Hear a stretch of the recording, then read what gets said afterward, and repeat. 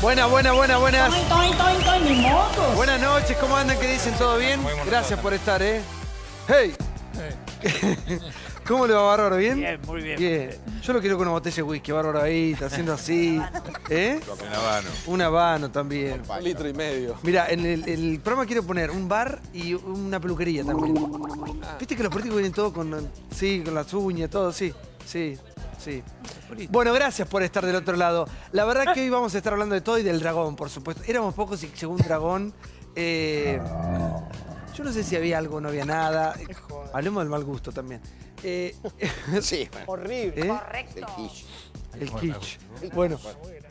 Solá Pérez, buenas noches. Hola. María, ¿cómo te va? ¿Bien? ¿Cómo estás? Gracias por estar, ¿eh? Gracias a vos. Bueno, muchísimos invitados. Buenas noches a todos. Blecher, ¿cómo le va? ¿Bien? Bien, bien. Le tocó al lado justo de él. Dos grandes. Sí. ¿Le han dejado la silla muy baja, Blecher, o se está cayendo? ¿O lo sentaron en inodoro, eh? Lo hizo a propósito, Bueno. Soria, buenas noches. Oliveto, ¿cómo le va? ¿Todo bien?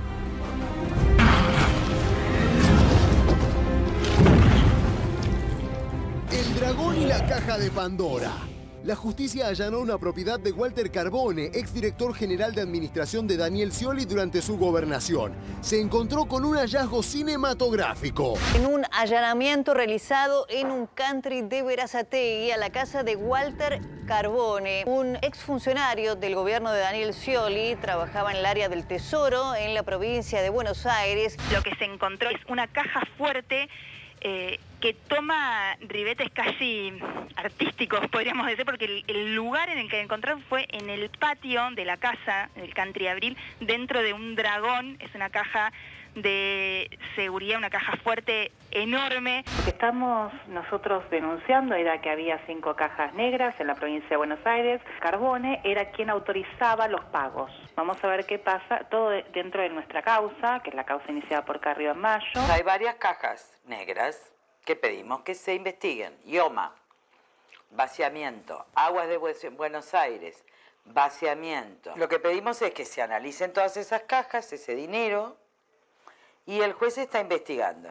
Aclaramos muy bien que no tenía ningún tipo de sustento esta causa y quedó demostrado que los 20.000 millones de lo que se hablaba en su momento se habían utilizado para pagar sueldos. Se decía que los campos en Tandil y en Marcase eran de Scioli. Ya se presentaron los dueños, que son empresarios italianos muy importantes con inversiones en Italia y en Argentina. Y hoy han hecho otro show dentro de esta causa, que es una escultura que está en el jardín de un ex colaborador mío, que está sustentada sobre una caja fuerte donde se guardaban cosas domésticas y que la encontraron completamente vacía. Ha montado todo este show que la verdad que ¿La solamente... abrieron, Alberto? ¿Cómo? ¿La abrieron? Porque teníamos... Ya la abrieron y no han encontrado absolutamente nada. No le faltaba todo esto, era un dragón. Ya estamos para cualquier cosa. De afuera no lo deben poder creer. María, buenas noches. ¿Qué tal? Lo que dice Pérez es, bueno, esta escultura estaba realizada sobre una caja fuerte. Sí. Sí. Yo tengo entendido, no sé, por ahí Johnny, era el encargado financiero también de la última campaña de Daniel Scioli, ¿no? Claro. Además, no solamente Y esto fue en el Country Abril, en Hudson, sí. Bueno, y ya digo, yo no sé si él tenía otro trabajo antes, pero es raro que un country, que es uno de los más caros de urbanos de la sur. provincia de Buenos Aires, esté plagado de funcionarios públicos, Tenía un ¿no? locutorio, Digo, ya es un nivel de vida que es muy difícil de sustentar para alguien que ocupa un cargo público en la provincia de Buenos Aires, ¿no? Más allá de la caja. María tenía un trabajo antes, tenía un locutorio. La verdad es esa, o sea, el antecedente de Carbone laboral era un locutorio, después pasó a trabajar en la administración pública, fue mano derecha de Alberto Pérez, fue, como decía María, recaudador en la campaña electoral, en la última del Frente para la Victoria, que tenía la fórmula Scioli-Zanini. También había sido aportante, Nicolás Pizzi da detalles muy precisos de la historia de Carbone. Por ejemplo, había sido aportante a la campaña electoral de las testimoniales, donde se presentaron Néstor Kirchner y Daniel Scioli a diputados. También aportó dinero en la campaña presidencial posterior. A ver, poné la foto un minuto, poné la foto, porque las fotos son Y antes de dejar Yo no sé qué había igual, esto lo tendrá que decir la justicia. La verdad que es demasiado hollywoodense todo. Según Alberto Pérez, el jefe de gabinete, había cloro. Ahí guardaban el cloro para la pileta del señor Carbone. Así Pero que me dio 1,50 un genio, un verdadero Johnny. genio Alberto Pérez. Lo importante es la denuncia que hace la coalición cívica, que hace Oliveto, que hace Carrió, donde donde explican qué es lo importante de este señor Carbone. Había gastos extra presupuestarios, que estaban por afuera del presupuesto, o sea que nadie controlaba. Estamos hablando de varios millones de pesos. Los gastos los manejaba este señor Walter Carbone por el cargo que tenía, que era tesorero de la jefatura de gabinete. O sea, el tipo que manejaba la mosca, la plata dentro de la jefatura de gabinete del señor Alberto Pérez. Muchos gastos no tienen ninguna justificación. Muchos son extracciones en efectivo y se usaron, entre otras cosas, para financiar la campaña de Daniel Scioli. Pero además lo que dice la denuncia es que hubo facturación trucha para vaciar cajas de la provincia de Buenos Aires. Lotería y Casinos, ABSA, que es Aguas Bonaerenses, la obra social El IOMA, que hay 1.500 millones de pesos que se perdieron, yo creo que en sobrecostos o sobrefacturación, jefatura de gabinete y astilleros Río Santiago. Todo eso es la denuncia dentro del cual está esta persona tan importante como Carbone. A ver, un minuto, hace, la tenemos a Paula. ¿Cómo te va, Paula? Ah, no tiene micrófono todavía. Sí, por favor, Paula. Información, porque yo hablé con Pérez. Hombre de extrema confianza de Alberto Pérez. A tal punto que le pregunté, me dijo, pongo las manos en el fuego. Así que él las pone por su funcionario. Una persona que tenía una lapicera potente porque firmaba cosas importantes. Según Pérez, esa escultura que adentro tenía una caja de seguridad muy grande, porque hay una foto, cuando uno ve ese dragón horrible, piensa que hay una caja muy pequeña. Cuando desarman esa estructura... Pero cachate, la bandera argentina no entiende. Claro, no pero entiendo cuando lo desarmás te encontrás con una caja fuerte, muy alta. 1,70. Donde Alberto Pérez me dijo que había hablado con Carbone y Carbone dijo que guardaban cosas de la casa, cosas de jardín, como dijo Jonathan, y que eso está construido desde el mes de marzo. Dice, y en el mes de marzo nosotros estábamos afuera del gobierno, pero Pérez se hizo cargo de la relación personal con Carbone. Igual yo correría, a ver, la discusión respecto de la caja fuerte del dragón, si bien es muy sintomática de lo que hemos visto este último tiempo respecto de todo lo que se dice de dinero guardado, enterrado en los lugares más insólitos, corriéndolo porque no sabemos si efectivamente hay o no hay algún valor dentro, sí lo podemos enmarcar dentro de lo que han sido muchas denuncias de corrupción que ha hecho la coalición cívica en este sentido, contra, entre otros, la jefatura de gabinete que era de Alberto Pérez, porque uno se pregunta cómo un funcionario público que tenía un sueldo a lo mejor entre 50 y 70 mil pesos por mes vive en casas, en propiedades que tienen valuaciones de más de $1 millón. Bueno, entonces, corriendo el dragón, yo digo, ¿cómo hacen para vivir en propiedades de $1 millón? A lo mejor su mujer bueno, me dijo, sí. yo le pregunté, digo, porque a nadie le sorprende, ¿no? Ayer tuvimos una discusión, sindicalistas, políticos, todos viven de clase media alta para arriba, no todos, pero una gran parte. Y me dijo, hace 30 años que tiene él un ingreso y su mujer un ingreso. No es una cosa que están viviendo, ¿viste? Sí, pero llama la atención también. Por favor. Ese country en particular es muy caro, vive gente de muchísimo dinero, es el country más exclusivo de zona sur. No es un barrio privado más, es un barrio privado muy, muy caro donde vive gente de muchísimo dinero. Ahora sí, ¿cómo le va? ¿Qué tal? Bueno, algunas consideraciones. Walter Carbone era monotributista que facturaba hasta 15.000 pesos hasta que fue funcionario público. Su señora es funcionaria pública y ahora tiene una empresa. Su casa en el country era una casa de fin de semana. A su vez, él tiene otra propiedad o refiere tener otra propiedad. Lo que le estamos pidiendo es que rindan cuentas, porque lo cierto es que en el expediente lo que está acreditado es que se pagaron con la autorización de Carbone y dentro de la jefatura de gabinete, gastos, por ejemplo, para el traslado de militantes a los actos en la campaña de Scioli con Cristina. Se han pagado también aviones privados para traslados para la campaña y también para actividades personales. Entonces, yo entiendo que se ofusquen, que se pongan mal. Espero que la defensa sea en el expediente, porque también lo cierto es que Scioli le ha pedido a la justicia de la provincia de Buenos Aires que no se siga investigando. Pidió la nulidad de la causa y el apartamiento también del fiscal. Pero perdón, ¿por qué allanan la casa de este hombre que ustedes no lo mencionan en la denuncia? Porque este hombre no apareció nunca en la denuncia. No, sí. Está diciendo que sí. Nosotros lo que decimos... Hoy López, que es asesor de Carrió, dijo que este hombre estaba fuera. No, lo que nosotros describíamos era la actividad en jefatura de gabinete y describíamos la operatoria, que eran los fondos extrapresupuestarios que manejaba Carbone. dentro de lo que era la administración de Alberto. A ver, vamos a hacer un punto acá, porque me parece que lo que hace el Dragón es visibilizar un poco a un funcionario en sí mismo, ¿no? Sí, a mí me parece que es un poco eso, porque por eso el Dragón sí es bastante como pintoresco. Decidimos tomarnos el asunto con humor y, como decía Débora, puesto en el contexto lo que viene pasando con el dinero en efectivo. Pero de verdad, a veces es como más fácil de un funcionario público de ese cargo. Acá hay un exgobernador, no puede vivir en el Countryville, no empieza ni a pagar las expensas. No, salvo que su mujer sea muy adinerada. Pero funcionaria pública también. No, su mujer, claro, no le dan el activo. ¿No? Sí. Es como más simple a veces. A ver si exgobernador quiere escucharnos. ¿O no? ¿El Country Abril? Sí, estaba pensando que el Dragón con esas garras merecería tener plata robada adentro, ¿no es cierto? No, tirar tipo fuego, llamaradas de dólares, sí. Está hecho como... Es como... Un símbolo. Sí, un símbolo de agarro todo. Miren las garras. Yo creo que sí que existe la caja negra, que existe la financiación de la política, que existe los gastos extras y la contratación de aviones y que en general... de decir algo general, los llamados DGA en la provincia de Buenos Aires son los directores generales de administración, que es el cargo exacto que tenía este hombre, son el corazón del movimiento de la plata en cada uno de los ministerios, y el corazón más grande debe ser la jefatura de gabinete, que coincide con el Ministerio de Gobierno en este caso. Por lo tanto, creo que sin saber bien cómo está la causa y cuáles son las pruebas y cuál es la defensa, tienen que dejarse investigar todo el tiempo que sea necesario. Porque además tampoco hacen lo de la mujer del César, ¿no es cierto?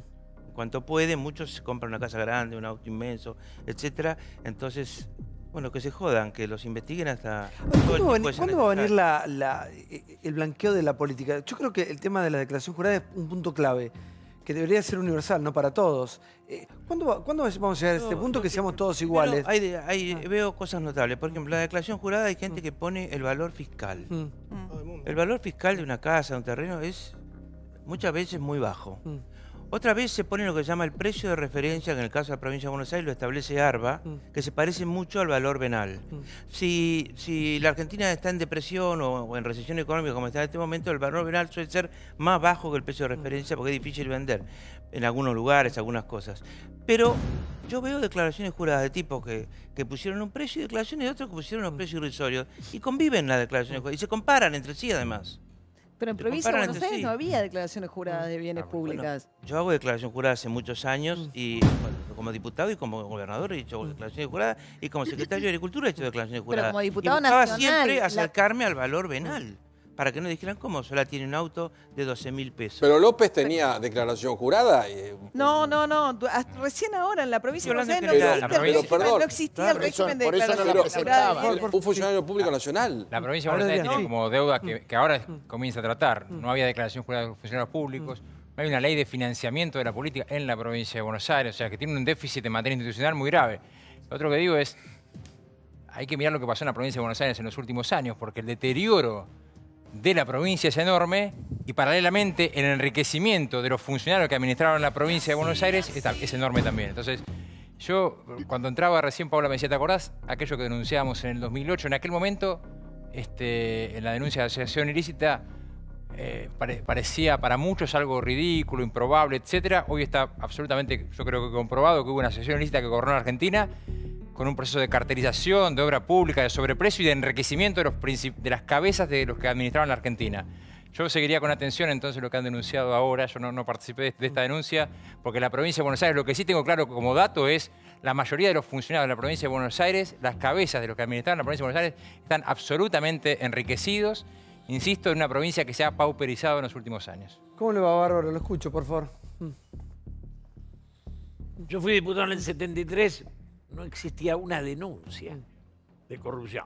En el 83 aparece el operador y la decadencia empieza en el 90, donde ya la impudicia hace que los individuos asuman, se enriquezcan y lo luzcan como un triunfo, porque no era una cosa que ocultaban, era algo en lo cual competían. Y lo que acaba de decir él es exacto. Digo, la degradación de la sociedad es paralela al enriquecimiento de la clase dirigente.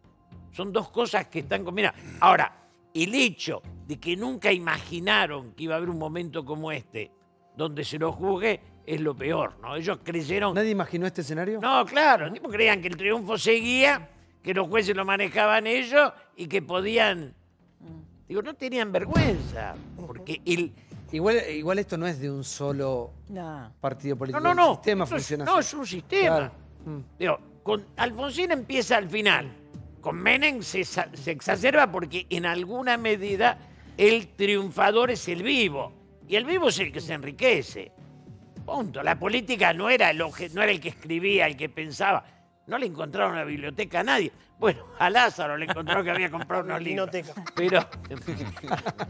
No era una biblioteca. Una biblioteca. No había Sí, por favor. Acá el tema central de la causa es que se usaba guita nuestra, de los bonaerenses, mejor dicho, del Estado bonaerense, para hacer campaña o directamente para enriquecerse personalmente. Y esto, bueno, se intentó borrar en el Tribunal de Cuentas, hay una mujer justamente imputada por esto, están acreditados cada uno de los gastos. Por ejemplo, 53.000 pesos para un viaje en avión privado a Tandil, el 20 del 11 del 14, está la empresa contratada, Aerorrutas, era para visitar un hotel de lujo. 110.000 pesos para un viaje en avión privado a Córdoba, el día que se presentó la fórmula Scioli-Zanini. Se contrató a la empresa Servicios y Emprendimientos Aeronáuticos. Otro por 103.000 pesos, un avión privado a La letra muy Pampa. chica. Estamos, No, pero perdóname. Si vamos a eso, Esto lo autorizaba. No, pero esto lo autorizaba Carbone. Así con 100.000, 100.000, 100.000, 100.000, se fue acumulando un montón de plata. No, pero Claro, a ver, Carbone... Eso que dice Johnny es cierto, pero de todas maneras está asentado. Quiere decir que si estaba asentado era un gasto reconocido. Extra presupuestario. Extra presupuestario, pero reconocido, asentado en algún registro. Estas cajas, por lo general, se usan en la política para usar el dinero que no queda registrado, que no tiene ningún registro. Pagar, a lo mejor, movilizaciones, comprar voluntades, cosas que no se pueden dejar asentadas. Cada vez que cambia un gobierno a otro, siempre se encuentran cajas de seguridad en los despachos. Es inexplicable por qué hay tantas cajas de seguridad en los estados, en nacional, provincial, porque en realidad los recursos que son oficiales se manejan por otros canales, no necesitan ir a cajas de seguridad. Es para sospechar, ¿no? Para mí, un minuto, porque para mí, apelando al sentido común, ¿no? Vamos a salir adelante el día que la política deje de ser un negocio. Claro. Es decir, el 80% de la gente que entra en política, el 70%, un poco menos a lo mejor, porque políticos ya nacen cuadros y se van formando con la vida, ¿no?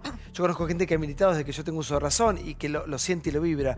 Pero hay muchísima gente, la mayoría, la gran mayoría, que se mete por negocio, porque es un gran negocio. Porque es un servicio público. No, es un gran negocio, Débora. Se supone que es un servicio público. Ahora, cuando vos ves el dragón, reitero, no sé si hay algo o no en el dragón, y si mañana descubren que no hay nada, vamos a decir que todo esto era, Igual tomarlo como paradigma. No, es irrelevante. Sí, es irrelevante. En primer lugar, vuelve verosímil el hecho de que funcionarios públicos, como decís vos, llegaron a la política para enriquecerse y buscaron las más disparatados sitios para guardar dinero físico. Y lo hemos visto desde López para acá, con toda la investigación de Marijuán, buscando con retroexcavadoras en la provincia de Santa Cruz. Respecto de Carbone, bueno, Alicia Carrió, yo ahora me acordaba que en el programa de Susana Jiménez nosotros pasamos el informe. Ella había advertido de que iba a haber allanamientos en el Country Abril. Ahora, lo que tenemos que preguntarnos es cómo hacen los funcionarios públicos para justificar su patrimonio. Las declaraciones juradas, ya lo dijo Solá, son muchas veces inverosímiles y tienen recursos para trampear. Pero ¿cómo justifican su patrimonio? Yo me pregunto, Carbone, vos decís, ¿tendrá una esposa rica? No, dijo Pablo Oliveto, era funcionaria pública. Tenía hasta el año 2006 un locutorio. Apenas deja la función pública, crea una sociedad que se llama eRevolution Commerce. Llegaron a la función pública y lograron este nivel de vida que uno se pregunta cómo puede ser en un country tan caro, y también lo que decía Julio Bárbaro en poco tiempo, ¿qué pasa con la justicia? Porque como la Gils Carbó de la provincia de Buenos Aires es la procuradora María del Carmen Falvo, que anunció que se va a jubilar, pero antes, como regalito, lo quiere sacar al fiscal Garganta, que es el que está investigando esto. Sí. La casa de López no estaba a nombre de López. La pregunta es, ¿a nombre de quiénes son estas casas? Porque, ¿de quién es el dragón? Claro, porque la verdad, mi casa en Mataderos, donde yo vivo, está mi nombre.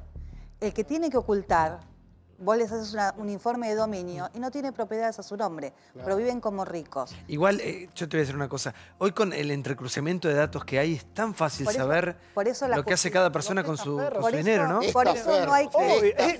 También se sabe. No, pero mira, chicos, no es tan fácil hoy con la tecnología que hay en entrecruzamiento de datos blanquear la plata. Si se quiere, ¿no? Pero acá por eso no hay que desviar el eje. El eje es cómo viven. Yo siempre lo digo. Ahí está. ¿Cómo tienen una declaración de gastos mensuales de 20.000 pesos y tienen un nivel de vida que no se condiciona? Pero ahora llama la atención. Hace poco había un policía que ganaba 15.000 pesos Pero es lo que estamos... en un country al lado del intendente de La Plata para entrar a asaltar a la familia y generar pánico. Le robaba el tipo ganaba intendente, 15.000 pesos, claro, y manejaba los sobres. A nadie le llamó la atención este señor Carbone con un sueldo de 39.000 pesos. A nadie le llamó la atención. Pero, Acá vino Urso y dijo, si analizamos las propiedades y los vehículos de muchos, no de todos, porque acá hay políticos, vos citaste el caso de tu casa, está Adrián, está Felipe, acá hay un montón de gente que viene, que es honesta y que vive realmente de otra forma. Pero si vos mirás las propiedades, si vos mirás que algunos tienen hasta autos, pero brutales, algunos con avión, como el señor Jaime, barcos, los pajaritos del señor De Vido. Pero a Mancinelli, ¿no nos damos cuenta? el director técnico de futsal, el director técnico de la ñata de futsal, la camisetita naranja, le dieron 14 obras públicas. 14, una empresa que no había hecho nada. Lucila del Mar, Miramar, San Clemente del Tuyú, Mar Chiquita, Claro Mecó, el trabajo de limpieza del río Luján, 16, pasó de la nada, un empresario nuevo, a ligar obra pública como loco. María, ¿crees que ha pasado algo con la sociedad con respecto a la figura del político en sí mismo? No, creo que la provincia de Buenos Aires, por más que los controles que hay a nivel nacional a todos nos parecen insuficientes, está mucho más retrasada todavía y hay una gran convivencia. O sea, lo que es la legislatura de la provincia de Buenos Aires, los políticos le llaman la cajita feliz, la cantidad de fondos que se manejan a través de ahí. Todo el tema de la falta de control, porque el Tribunal de Cuentas está el mismo nombrado de la época de Armendari, que es un señor al que Scioli le nombró a todos sus familiares con sueldos fabulosos. Entonces el organismo de control, que es el Tribunal de Cuentas, no controla nada. Las legislaturas funcionan también como lugares de sustento de un aparato político donde pocos tienen voces disonantes y hasta ahora no había ni declaraciones juradas de bienes públicos que por más que tengan valores fiscales te permiten ir a contrastar sociedades, arrancar una investigación, tratar de ver. La provincia de Buenos Aires la verdad es que está muy atrasada con todo lo que hace a una mínima transparencia y la posibilidad de investigar si hay o no enriquecimiento ilícito. Ahora que le quiero presentar a la diputada Soria, ¿cómo le va? ¿Qué tal? Buenas noches. Te escucho, por favor. No, la verdad que por supuesto que coincido. Esa imagen de ese dragón, al margen de que tenga o no tenga plata, por supuesto que lastima a la sociedad.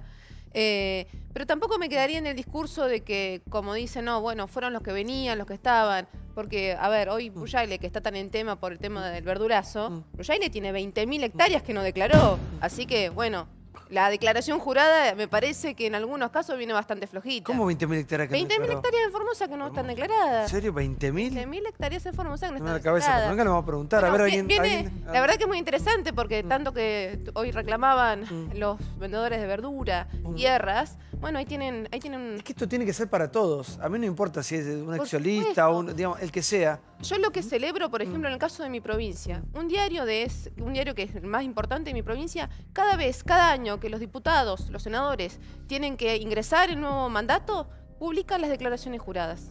Hay que hacer públicas las declaraciones juradas, pero que la gente lo sepa, que la gente lo vea. Y te Igual tiene que ser una cosa real, porque hemos visto cada declaración. No con valor fiscal. No con valor fiscal, con valor real, porque si no, vamos a pensar realmente que la Quinta de la Ñata valía 9 millones de pesos o Macri tiene 107 millones de pesos, o sea, 8 millones de dólares. Nadie puede creer realmente que Macri, con los multimillonarios que es, tiene 8 millones de dólares. Recordémonos que la declaración jurada de Scioli tenía una lancha por menos de 2.000 pesos. Era la carcasa de la lancha. La carcasa de la según lancha, la explicación que vale lo mismo que un jean en alguna casa de marca, ¿no?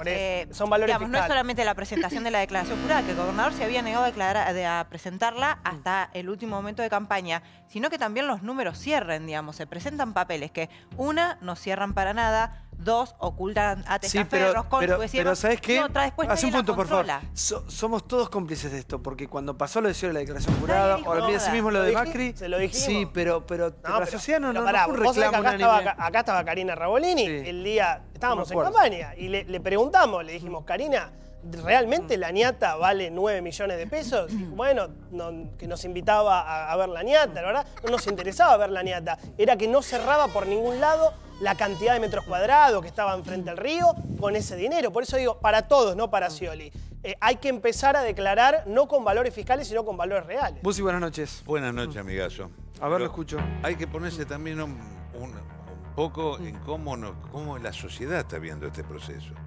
¿Y por qué la urgencia, como bien decía recién Felipe, de que se jodan lo que se tenga que joder y como todos están opinando en términos de que la justicia avance, profundice y castigue, sean del orden nacional, de la provincia de Buenos Aires o de donde sea, porque la sociedad se está cansando. Se está cansando de estas cosas. Toda la semana aparece un muerto en algún ropero, digo, esto es lo que está pasando. Entonces, hay que terminar, hay que apurar los procesos. La gente quiere ver gente que vaya en cana alguna vez y que no lleguemos, y eso quiero hacerlo en tono de advertencia, al proceso del desgaste de la sociedad que yo alguna vez vi cuando salimos a la calle, en el que se vayan todos. O sea, donde la representación entra en crisis. En algún momento en este país del 2001, no fue solamente una crisis económica, fue una crisis de representatividad. La crisis de representatividad derivó en que justos y pecadores terminaran todos en la misma bolsa, con el movimiento masivo que decía que se vayan todos y que terminen decepcionando a esa sociedad. Entonces la sociedad lo que quiere es decir, mira, me tengo que bancar la inflación, me tengo que bancar la desocupación, me tengo que bancar la corrupción, la inseguridad, encima la corrupción. No se aceleran, bienvenidos sean todas las denuncias que están dando vuelta y que los procesos se profundicen. La sociedad lo que está queriendo ver es que haya ejemplos. ¿Cree que la gente ha dicho basta con respecto a este tema? De hecho, en las encuestas es uno de los temas que más preocupa a la sociedad, la corrupción. Por supuesto que le preocupa, pero no por el dragón. Yo creo que, no, el dragón es un... No, pero eso son cosas irrelevantes, pero la verdad es que nos pasamos contando anécdotas. Acá pasó aquel. Pero acá hay algo, por ejemplo, ¿qué más encontraron en el allanamiento? Aparte del dragón. 39.000 pesos nada más. ¿Por qué se hizo el allanamiento? No, bueno, una casa en un barrio de acuerdo, pero tiene que haber... las reglas están. La cuestión es cómo esas reglas se aplican, ¿no es cierto? Y acá parece ser de que las cosas se descubren, se comienzan a investigar y quedan colgados por ahí y no pasa nada. Por otro lado, yo creo que también hay un sistema impositivo acá muy complejo que ayuda bastante a esconder estas cosas. Yo creo que debería haber una simplificación del sistema impositivo porque si no, realmente es muy difícil poder... el hecho de que un señor que gana 15.000 pesos tenga una casa en ese country es sospechoso, pero no es una prueba de nada. Tenés que buscar exactamente a dónde llegás con eso. Y eso es lo que yo creo que está faltando. Sí. No, que en algún momento aquellos que planteamos ideas nos miraban como estúpidos. Terminábamos siendo un idiota que leían poemas en un prostíbulo. Digo, la noción que tenía era tan generalizada la idea del saqueo que hablar de ideas o plantear proyectos era una cosa que te tomaban de idiota. Y eso nos ha pasado a varios y lo vivimos, ¿o no, Carlos? Digo, era como una molestia para el gran negocio que era la política. Sí, Paula. Creo que el desafío, y me parece que hasta ahora es un déficit de Cambiemos, que es mi partido, es generar más institucionalidad. Es que los organismos de control funcionen, que el Consejo de la Magistratura dé respuestas, porque parte de lo que estamos viviendo hoy tiene que ver con que los jueces se hicieron los tontos durante mucho tiempo. Y también generar los anticuerpos, las leyes, para que esto no vuelva a pasar, porque la tentación de la corrupción no es de un solo gobierno o de un solo sector político. Entonces, si hay más institucionalidad, si tenemos las leyes que tienen que haber, si los organismos de control son independientes, son profesionales y funcionan, la verdad que habrá muchos corruptos, pero también van a ser individualizados, sancionados y apartados. No, en cuanto el sistema deje de ser corrupto, por más que existan los corruptos, directamente se van a... No podemos tener leyes del 40, para ser excluidos, claro. Ahora, un minuto, Adrián, ¿crees que hemos cambiado nosotros exigiendo estas cosas? No, creo que vos también hiciste una pregunta interesante, que ¿qué hicimos los medios con Scioli candidato? Digo, me parece que también Scioli basó todos sus 8 años de gobierno en usar gran parte del dinero público en publicidad y en eso montó una maquinaria publicitaria que evidentemente tuvo su efecto también para que no se generaran los escrutinios necesarios. Y creo que un poco también es parte de eso, ¿no? De los medios también estamos metidos en eso y quizás cuando la demanda viene afuera, decir, bueno, hay que ponerse también más quisquilloso, nos ayuda también a nosotros a ser mejores periodistas, a exigirnos más. No, algo que planteaba Eduardo que tiene que ver con la crisis de legitimidad que creo que afecta a distintos sectores, a la política claramente, al mundo empresario y al Poder Judicial. O sea, tenemos un problema que es el Poder Judicial también está muy cuestionado. Y en este sentido hay resistencia también del Poder Judicial a ser un poder transparente. Porque nosotros estamos hablando de las declaraciones juradas y lo paradójico en la Argentina es que el Poder Judicial, que tiene que investigar la corrupción, dice no, yo la declaración mía no la publico. Entonces, lo primero que tenemos que plantear es que aquel que tiene que impartir justicia también tiene que dar una señal muy fuerte en materia de transparencia. Ayer hablamos de los sindicalistas también. También, efectivamente. Entonces, yo creo que hay un tema también ahí con el Poder Judicial y un cuestionamiento que implica que tiene que haber un cambio. Hay cambios institucionales que a mí me parece que se están dando y que también a mí me gustaría plantearlo. Hoy se aprobó en el Congreso de la Nación la Ley de Acceso a la Información Pública, que es una deuda que tiene la Argentina hace mucho tiempo. Esa ley tiene un capítulo de transparencia activa que obliga al Estado Nacional a publicar determinado tipo de información. Las licitaciones, las contrataciones de personal, las contrataciones de obra pública. Digo, yo creo que de a poco, efectivamente, hay una idea de comenzar a trabajar para fortalecer las instituciones y la transparencia. Y es central. Digamos, tenemos que poner luz sobre la administración para después no tener que perseguir tardíamente los delitos de corrupción. Y otra Entonces, cosa, Adrián, vos que manejás la reforma, no podemos vivir como el año pasado, un año electoral, un año en campaña. Porque todos los partidos políticos, 3 han gastado una fortuna en dinero. Entonces uno no puede vivir que tenemos primaria, que es en Salta, entonces tiene que ir volando Macri porque ganó el de Salta y tiene que ir volando Scioli porque no sé qué historia, porque vivimos un año de campaña. Entonces un país como el nuestro, que es un país pobre, con 30 y pico % de pobres, tendría que utilizar los recursos para otra cosa. No pueden estar los políticos un año de campaña, terminamos, asumió Macri, ya estamos en una semicampaña y el año que viene otra vez en campaña. Y además hay que ver la ley de financiamiento de los partidos políticos porque lo que está claro es que nadie cumple esa ley. ¿Quién banca y que eso? prácticamente no hay sanciones sobre los incumplimientos de la ley de financiamiento. Una de las cuestiones que se va a ingresar prontamente es un proyecto de ley que regule el financiamiento de los partidos políticos y la gestión de intereses, la relación público-privado, que hoy, digamos, también sobre eso hay que poner transparencia. Por eso y todas las elecciones juntas cada 4 años. Sí, bueno, eso hay un tema constitucional que lo impide. No podemos estar, primero por el gasto y segundo porque los políticos no laburan, están en campaña. Es peor que eso porque lo que dice Pablo es cierto. El año pasado, sobre 52 domingos, en 30 hubo elecciones. Claro, hubo permanentemente campañas. O sea, si no ordenamos un poco también, hay una ineficiencia en el Estado porque el Estado, por cierto, también está permanentemente en elecciones. Yo creo el tema de los escondites parece un tema de color, parece un tema de, bueno, el dragón, pero no es un tema menor. Porque si vos pensás, López en un convento, Lázaro en una vinoteca que se transformaba en bóveda, Felisa Micheli en el baño del Ministerio de Economía, De Vito también tenía un cofre, y el dragón de Carbone, hay un punto en común que es la pasión por el efectivo. Antonini Wilson entró $800.000, Felisa Micheli tenía $30.000 más $100.000 en los famosos bolsos. Lázaro tenía los $5 millones que lo contaban en la Rosadita. La vicepresidenta actual, citala también porque no sería... La presidenta, hablando... ¿Sí? La vicepresidenta Gabriela Micheli también con los $100.000. Sí. Milagro Sala con los $32 millones sacados del Banco de Jujuy. José López los $9 millones. ¿Cuál es el punto en común? Primero, que muchas guitas negro que no está bancarizada. Segundo, que no había manera de justificarla. Con los ingresos que vos tenés, mucha gente decís, bueno, ¿cómo tenés $9 millones comparado a los ingresos que eran $2 millones, por ejemplo, de José López? Y lo tercero es que era muchas veces plata de retornos.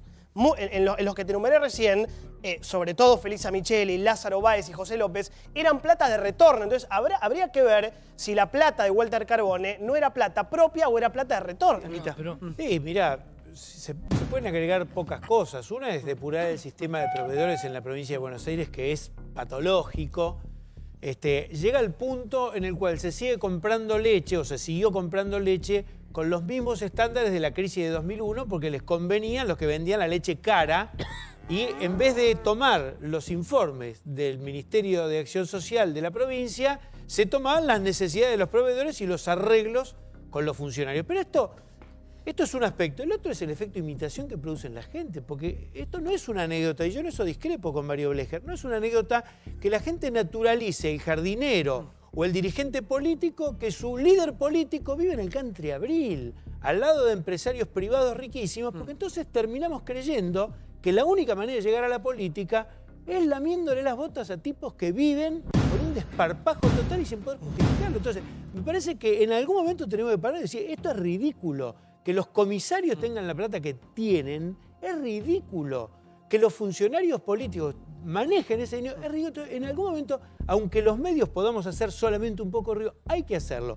Esto no significa desconocer el sistema de estructura desigual de la Argentina y los gravísimos problemas, pero podemos empezar por estas cosas. Sí, pero... Ahora ¿en qué momento se pierde la conciencia de lo que realmente pasa en un contexto y se despegan los pies del piso, ¿no? ¿En qué momento una persona que tiene un locutorio y vivía con un sueldo acotado puede pasar a este nivel de vida en tan poco tiempo? Cuando está protegido. Cuando está protegido. Impunidad se llama eso, sí. Cuando está protegido, y va a ser eso y mucho más, y lo que no conocemos de este gobierno, del gobierno anterior. Sí. Sí. Yo te quería decir una cosa, Adrián, con todo respeto. Vos hablás, y es importante esa iniciativa de la transparencia, pero yo te preguntaría, ¿estás de acuerdo con que el presidente actual de la Nación quiere liberar de alguna manera los aportes del sector privado? No, yo creo que la liberación total, no. Lo que pasa hoy es esto. Lo que pasa hoy y que pasa en el mundo. El sector empresario financia la política. Plantear que no hay financiamiento, lo que ha ocurrido en los últimos tiempos es que es una mentira. O sea, ocurre una mentira. Sí. Se ponen las personas físicas, se dibujan las personas físicas, pero que lo que financian son los empresarios. Yo la verdad que lo que prefiero es establecer un esquema razonable en donde si el empresario financia es hasta un monto muy acotado, pero plantear la realidad, que no es real que financian a las personas físicas. Pero tampoco es real, Adrián, el Financia a los monto, porque declaran narcotraficantes. 50 millones de pesos por campaña y vos hablás con cualquier político y te dice 14, costó por eso, 500. por eso, 14 millones. Entonces, lo que creo no es que hay es un solo un dibujo... problema. No, pero el dibujo del monto es total, comunal. Coincido. Comunal. Y tiene que haber para eso únicamente gasto bancarizado, no se tiene que permitir lo que plantea Johnny, el dinero en efectivo. No hay posibilidad de hacer un gasto que sea dinero en efectivo. Porque vos tenés que hacer todo bancarizado y con gasto online. Todo lo que recibe un partido político y lo que gasta un partido político tiene que estar online y con posibilidad de ser controlado. Yo creo que esto va a ayudar. Pero no ¿qué hay pasa leyes después? perfectas. ¿Cómo es después? El político necesita una encuesta. El empresario, en lugar de aportar, porque no puede, le paga la encuesta. El político necesita un consultor de imagen. Servicios. Eso ya pasa ahora. Entonces, es lo que pasa. Eso está pasando ahora. Aunque lo hagas de esa manera, la guita grande que se gasta en campaña nunca aparece. Eso pasa, además, Pérez, la obligación de la... El trabajo de investigar a un político, digamos, tiene un alto rendimiento en cuanto al impacto en el momento de las denuncias, más aún aquel que ha sido, que no ha tenido mucha vergüenza en moverse dentro de un nivel de gasto muy impresionante, ostentoso, pero al mismo tiempo dispara una gran cantidad de información que hace que la gente baje los brazos y se indigne, las dos cosas a la vez. Porque nunca sabe el resultado, muy pocas veces se sabe el resultado final de la denuncia. ¿Por qué? Porque tardan muchísimo y porque muchas veces las pruebas concretas, estrictamente legales, son muy pobres y en cambio las pruebas visibles, la forma de vida, etcétera, son casi obvias. Entonces la gente dice, ¿está sobreseído este? ¿No? Es decir, hay problemas del Código Penal también. Nosotros propusimos una ley que es la del juicio de residencia. ¿Cuánto se evalúa de la misma manera al principio de la función que el último día? Y es obligatorio el juicio de residencia, es decir, como debe ocurrir, uno tiene que probar que no se enriqueció. No que el gobierno o el partido político de enfrente me haga una denuncia. Juicio de residencia obligatorio para cierto tipo de funcionarios para arriba. Por ejemplo, directores generales de administración para arriba. Sí, Mario. Quiero agregar algo. Sí, por favor. Con respecto a la plata de campañas electorales. Hoy, hacen 13 años que yo gané las elecciones como gobernador en la provincia. Antes tuve 2 años reemplazando a Rucauf, habiendo sido elegido como vice. Y decidí no hacer campaña yo. Prácticamente no hice campaña entre julio y septiembre del 2003. Porque porque el país estaba muy mal por una cantidad de situaciones. Y lo pude hacer. ¿Por qué? Porque además yo tenía un avión. Si decía, bueno, quiero que me vean los hombres de Puan, es cierto, yo podía ir a inaugurar algo a Puan, o podía ir allá, o podía venir acá, o podía ir en helicóptero a Morón. Lo podía hacer. Traté de no exagerarlo, de que no fuera demasiado, digamos, que llamara la atención, sino que fuera parte de mi trabajo. Pero no hice una campaña electoral con publicidad, con carteles, con nada. Y gané con 43,5 puntos. No, lo que yo quiero decir es que cuando yo digo que esto es una anécdota, no me refiero a que esto no es importante. Yo lo que me refiero es que son síntomas de algo que hay que entender mucho mejor. Hay un sistema acá. ¿Por qué estas cosas se dan?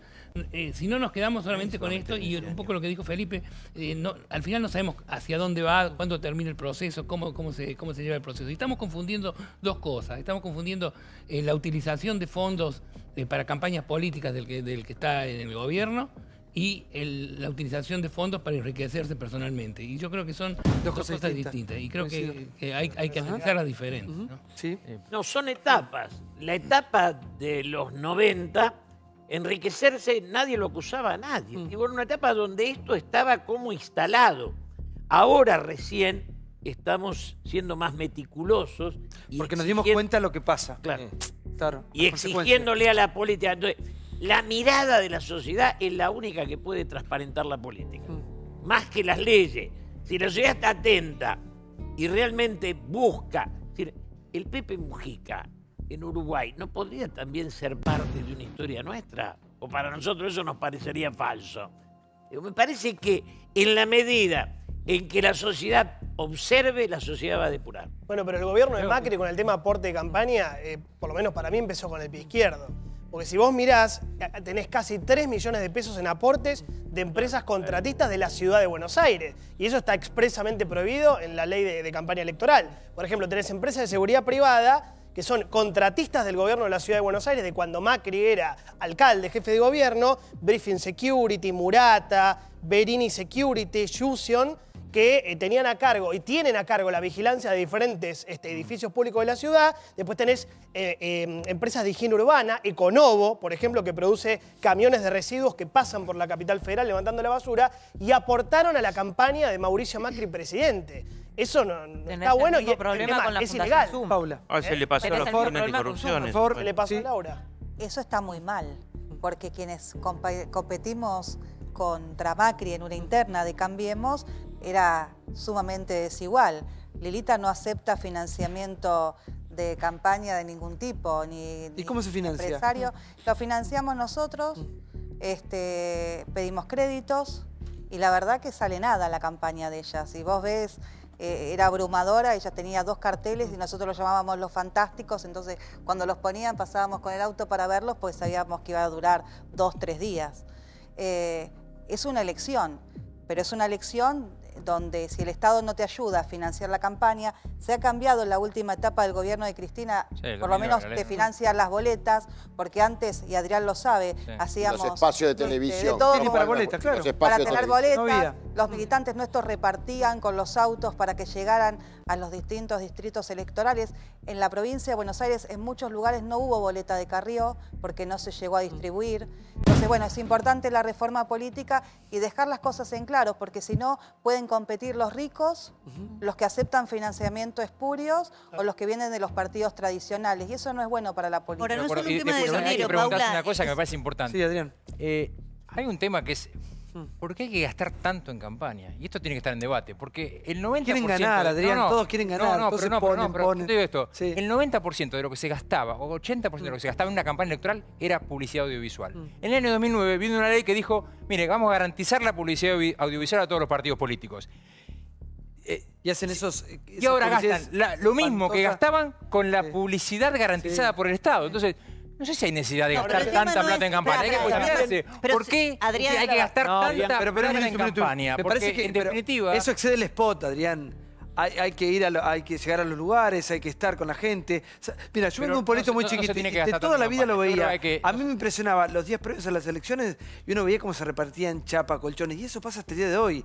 Eso es plata. Pero claro. Pero hay dos cosas, la plata y la institucionalidad. Porque es cierto lo que estamos discutiendo respecto del dinero. Podemos decir también cómo puede ser que si uno entra a la página web del Frente para la Victoria, en la última campaña electoral figura el gasto de 14.300.000 pesos en números avalado redondos, por ¿no? Carbone. Es por Carbone. Es inverosímil, pero yo digo, no es solamente dinero, sino institucionalidad. ¿Por qué ganan los oficialismos siempre en la Argentina o tienen más posibilidades de ser reelectos los oficialismos? Pasa sobre todo en el interior de nuestro país, donde tenemos caudillos feudales, gobernadores que están hace muchas décadas en el poder. Porque la institucionalidad falla, porque el que está en el oficialismo usa los recursos del Estado para hacer campaña propia. Y eso compete al peronismo y también al PRO, porque pasó lo mismo en la ciudad de Buenos Aires con las campañas sucesivas del PRO, de Macri o de Rodríguez Larreta. Ahora, con los datos del ANSES es la misma discusión. Uno se pregunta, los oficialismos tienen siempre estas herramientas institucionales mal utilizadas que seguramente serán utilizadas con fines electorales. Por eso la alternancia en el poder es tan difícil en la Argentina y también hay que revisarlo. Sí, diputada. No, la verdad que me llama la atención que digas que te sorprende que gasten tanta plata en campaña cuando la vicepresidenta en su última cena de Sumar andaba con un postnet inalámbrico. O sea, seamos sinceros, yo estoy completamente en desacuerdo que las empresas, que las sociedades anónimas aporten a las campañas. Eso que decís vos que nada más un 30%, no tienen que aportar las empresas. ¿Cómo puede ser? Las empresas aporten a los contratistas del Estado, eso es vergonzoso. Que sea con nombre y apellido. O las droguerías, ¿no? O las droguerías. Que sepamos quién es el que aporta. Una persona física tiene que aportar, no pueden aportar las empresas. Pero eso termina en que terminan siendo los aportan contratistas del Estado, los proveedores del Estado. Y como dice Débora, los políticos se instalan en el poder. Como hablamos con Julio cuando recién empezamos. El político que llega a la política y se hace millonario. Eso es asqueroso. Y por supuesto, reconozco que en tu época seguramente no era así porque hablamos mucho. El que llega a la política y se hace millonario es asqueroso. Y la sociedad y la justicia que antes no investigaba y ahora de golpe investiga, sigue siendo la misma justicia corrupta. No cambiaron los jueces. La auditoría, la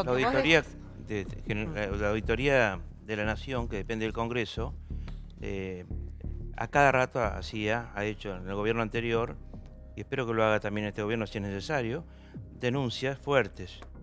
Pero nunca jamás pasó nada. La GN. Es otra condición de este país. La GN con la investigación de 11, sí. Hizo una muy buena investigación. A veces entra a la justicia y son las investigaciones previas buenas, etc. Pero en general las acusaciones quedaban en la nada. Es decir, y eran buenas investigaciones. Yo voy, María, ¿para qué tengo que despedir a Y la Oficina Anticorrupción no puede estar dentro del gobierno. Sí, por favor, no para puede cerrar. estar dentro del gobierno. Le aconseja al ministro que venda las acciones de Shell. A ver. Lo tiene ¿Cómo que le obligar. aconseja? Sí. ¿Para qué Pablo tiene que va a cerrar? renunciar, Sí. ¿no? Que le haga- Minutos que se me tiene que ir la invitada. Sí, la quiero despedir bien. Perdón. Sí. Volvemos al tema institucionalidad, creo que es el desafío de todos y el compromiso que tiene que ser de todos. Y no olvidemos que la campaña de Cristina Kirchner fue financiada por la efedrina y por el dinero traído en valijas por Antonini Wilson. En la declaración indagatoria, muchos de los que figuraban como aportantes decían que ellos eran prestanombres, que la plata no se sabía de dónde venía. Y esto es importante, la justicia sigue investigando y todavía no hay condenados. Muchas gracias. A vos. Sí, María. No, y tiene que haber también límites a los aportes. Digo, el principal aportante de la campaña de Mauricio Macri fue su cuñado Daniel Aguada. Ahora lo está investigando el fiscal Dilelo. Hay una causa porque son 2 millones de pesos, además supuestamente en efectivo, que es un dineral. De nuevo, volvemos al tema del efectivo. Y el otro tema, los consultores. ¿Cómo cae el gran escándalo en Brasil? Viene a partir de detectar las cuentas en el extranjero de algunos consultores, tipo el socio de Duda Mendoza, que trabajó en muchas campañas políticas acá, que le encuentran depósitos millonarios en el extranjero. Acá han trabajado algunos de los consultores más caros del mundo. O sea, James Carville, que había sido el pelado que trabajó con Bill Clinton, asesoró a Daniel Scioli en la última campaña. ¿Cuánto cuesta eso? Yo creo que son 5 millones de dólares por lo menos. O sea, ¿Para una campaña presidencial? Estoy segura. Es un taxi. Y Durán Barba ha declarado además públicamente que a él le pagaba el sueldo un tercero, que es este mecanismo. Nunca... Directamente, claro. Claro, o sea, había alguien que le paga a Durán Barba. Obvio. Y también, A ver, para decir esa barbaridad de que dice... Por favor, Julio, a ver. ¿Qué quiero hablar de Durán Barba? No, Durán Barba. no hablé mucho. Me parece que el problema, la gran pregunta es, en la Argentina, ¿se puede hacer política al margen del poder económico? Y es bastante difícil.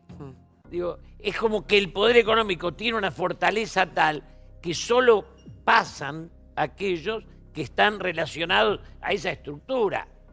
Este empresario de la efedrina de antes de ayer, que tenemos un empresario argentino que dicen que es riquísimo, Sigman. no Hugo Sigman. Pero yo... me daba bronca porque el tipo apoyaba una revista que era Le Monde Diplomatique. Digo, la hacen la plata acá y te aconsejan sobre la visión de los conflictos europeos. ¿Son unos caraduras o no? Digo, no se compromete con la sociedad ninguno. Nosotros tenemos un problema real que es para mí que hasta el momento la política no puede superar al poder económico. Ahora, María, a María se le voy a preguntar. Yo ya le hacía una pregunta acá a los economistas que estaban presentes y le decía, ¿cómo hacía un empresario con una empresa chica o grande para entablar todo tipo de negociaciones, ya sea con el Estado a nivel privado, cuando el sistema es corrupto. Porque muchas veces dicen, sí, los empresarios, pero ¿cómo hace un empresario que quiere hacerla bien cuando el sistema es corrupto? Sí, es muy difícil, por eso yo creo que realmente hace falta una transparencia mucho mayor en todo el sistema que gobierna todo ese tipo de contratos y todo ese tipo de relaciones, incluyendo la parte impositiva. Si cuando no hay transparencia, entonces es muy fácil encontrar la vuelta para poder realmente conseguir las cosas por un precio. Mira, la pura verdad es de que nosotros no inventamos la corrupción acá en la Argentina, que podemos inventar muchas cosas, pero eso no lo inventamos acá. Pero lo hemos hecho una serie de cambios estructurales y tecnológicos fantásticos, ¿no? En el sentido de que... Mejoramos, sí, la mejoramos. Definitivamente. Y una de las razones por eso es por que eso pasa es por la falta de transparencia de todo el sistema. Claro, Santiago. Pues yo me preguntaba eso, María, ¿no? ¿Cómo hace un empresario para negociar? ¿Hacer privadamente o a nivel público? Es que tiene que saber que el que paga va a ser castigado. O sea, la falta de incentivo es que sea un método que quede impune cuando el que paga coima gana una licitación. Entonces vos tenés algunas figuras tipo la delación premiada en el mundo que no hace falta que estés involucrado vos en un ilícito para que te dan un porcentaje, por ejemplo, de lo que ayudás a recuperar. O mismo, viste que los Estados Unidos y Europa tienen esta ley por la cual se prohíbe cuando pagan coimas incluso en terceros países. Y de los pocos casos que conocemos fehacientemente en la Argentina que se pagaron coimas, IBM, Skanska, etcétera, tiene que ver con investigaciones que hicieron en sus países de orígenes. En Holanda también, ¿eh? Bueno, hay miles de esas, una cosa de importación de prótesis, hay un montón. Y tiene que ver con que en sus países de origen los detectan y les ponen multas y terminan admitiendo y negociando para evitar una multa mayor. Ahora corrompimos a países que ni pensaban, ¿no? Que no están en el diccionario. Pero vos sabés que ¿dónde es? Suecia. Suecia. Los suecos terminaron poniendo coimas. No, pero una anécdota que decían que... La grabación en el caso de Skanska es impresionante, porque entre el síndico y un director de Skanska dice, bueno, en la Argentina es así.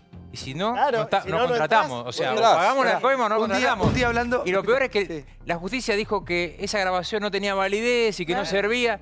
Recién ahora se reabre o sea, vuelve la investigación sobre Skanska. Un día hablando con un amigo canadiense, era representante de una empresa de allá muy importante, ¿no? Lo cita alguien del gobierno anterior muy importante también, y el pibe sale pálido y claro, él no entendía cómo la política abiertamente le presentaba el tema. El tema, como algo normal. Él me decía, en Canadá los políticos no son ricos ni te presentan... Claro, otra cultura, otra manera de ver la realidad. Y otras leyes, porque además de otra cultura. Le pasó en la época de Menem, se decía que Estados Unidos ya tenía esta ley que penalizaba el pago de coimas en terceros países y Europa todavía no la tenía. Entonces las empresas norteamericanas, de ahí estuvo la denuncia de SWIFT, se la pasaban quejándose que tenían la competencia desleal de las empresas europeas que sí podían pagar coima sin ser sancionadas en sus países de origen y se llevaron las grandes privatizaciones empresas europeas. Porque se despreció durante muchos años lo institucional. El otro día Pablo ponía un ejemplo que a mí me pareció interesante que tiene que ver con el uso de la guita del Estado. Infran ganó en el 99 con el 72%, después con el 67%, después con el 75%, después con el 76% y la última vez con el 60%. Vos decís, bueno, tiene una de las provincias más pobres del país, tiene la tasa de mortalidad infantil más alta, pero gana nunca con menos del 60% en Formosa, ¿no?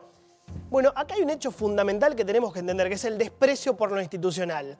Hay gestores que van a Paraguay, traen paraguayos, los hacen pasar por residentes, le dan un DNI, los invitan a votar, ya se sabe por quién, le consiguen una jubilación y después vuelven a su país. Ejemplo, Banco Nación, sucursal Clorinda, que dicho sea de paso, hoy murió un chico por desnutrición infantil en Clorinda. 80% son paraguayos que cobran en Paraguay plata de la Argentina. Ejemplo 2. Hay 62 personas paraguayas con un mismo domicilio en Formosa. En Formosa, barrio Juan Domingo Perón, Casa 5, Manzana 8. Eso es lo mismo que estamos discutiendo con el señor del Dragón. La plata que viene del Estado para que gane siempre el mismo. Bueno, después del manzanazo se vino el verdurazo. Ahí está. Esto pasó, mirá. Después del frutazo llegó el verdurazo. Una protesta de la Unión de Trabajadores de la Tierra provocó que miles de personas se agolparan en Plaza de Mayo para conseguir verduras. El ministro Burjaile le adjudicó tintes políticos a la movida. La gente haciendo fila para ver si puede agarrar algo. Son los quinteros los que protestan. Muchísima gente que se acerca allí con una pequeña bolsa y con la esperanza de llevarse algo de la verdura que están regalando. La verdad que yo leía, nunca me pidieron reunión a mí.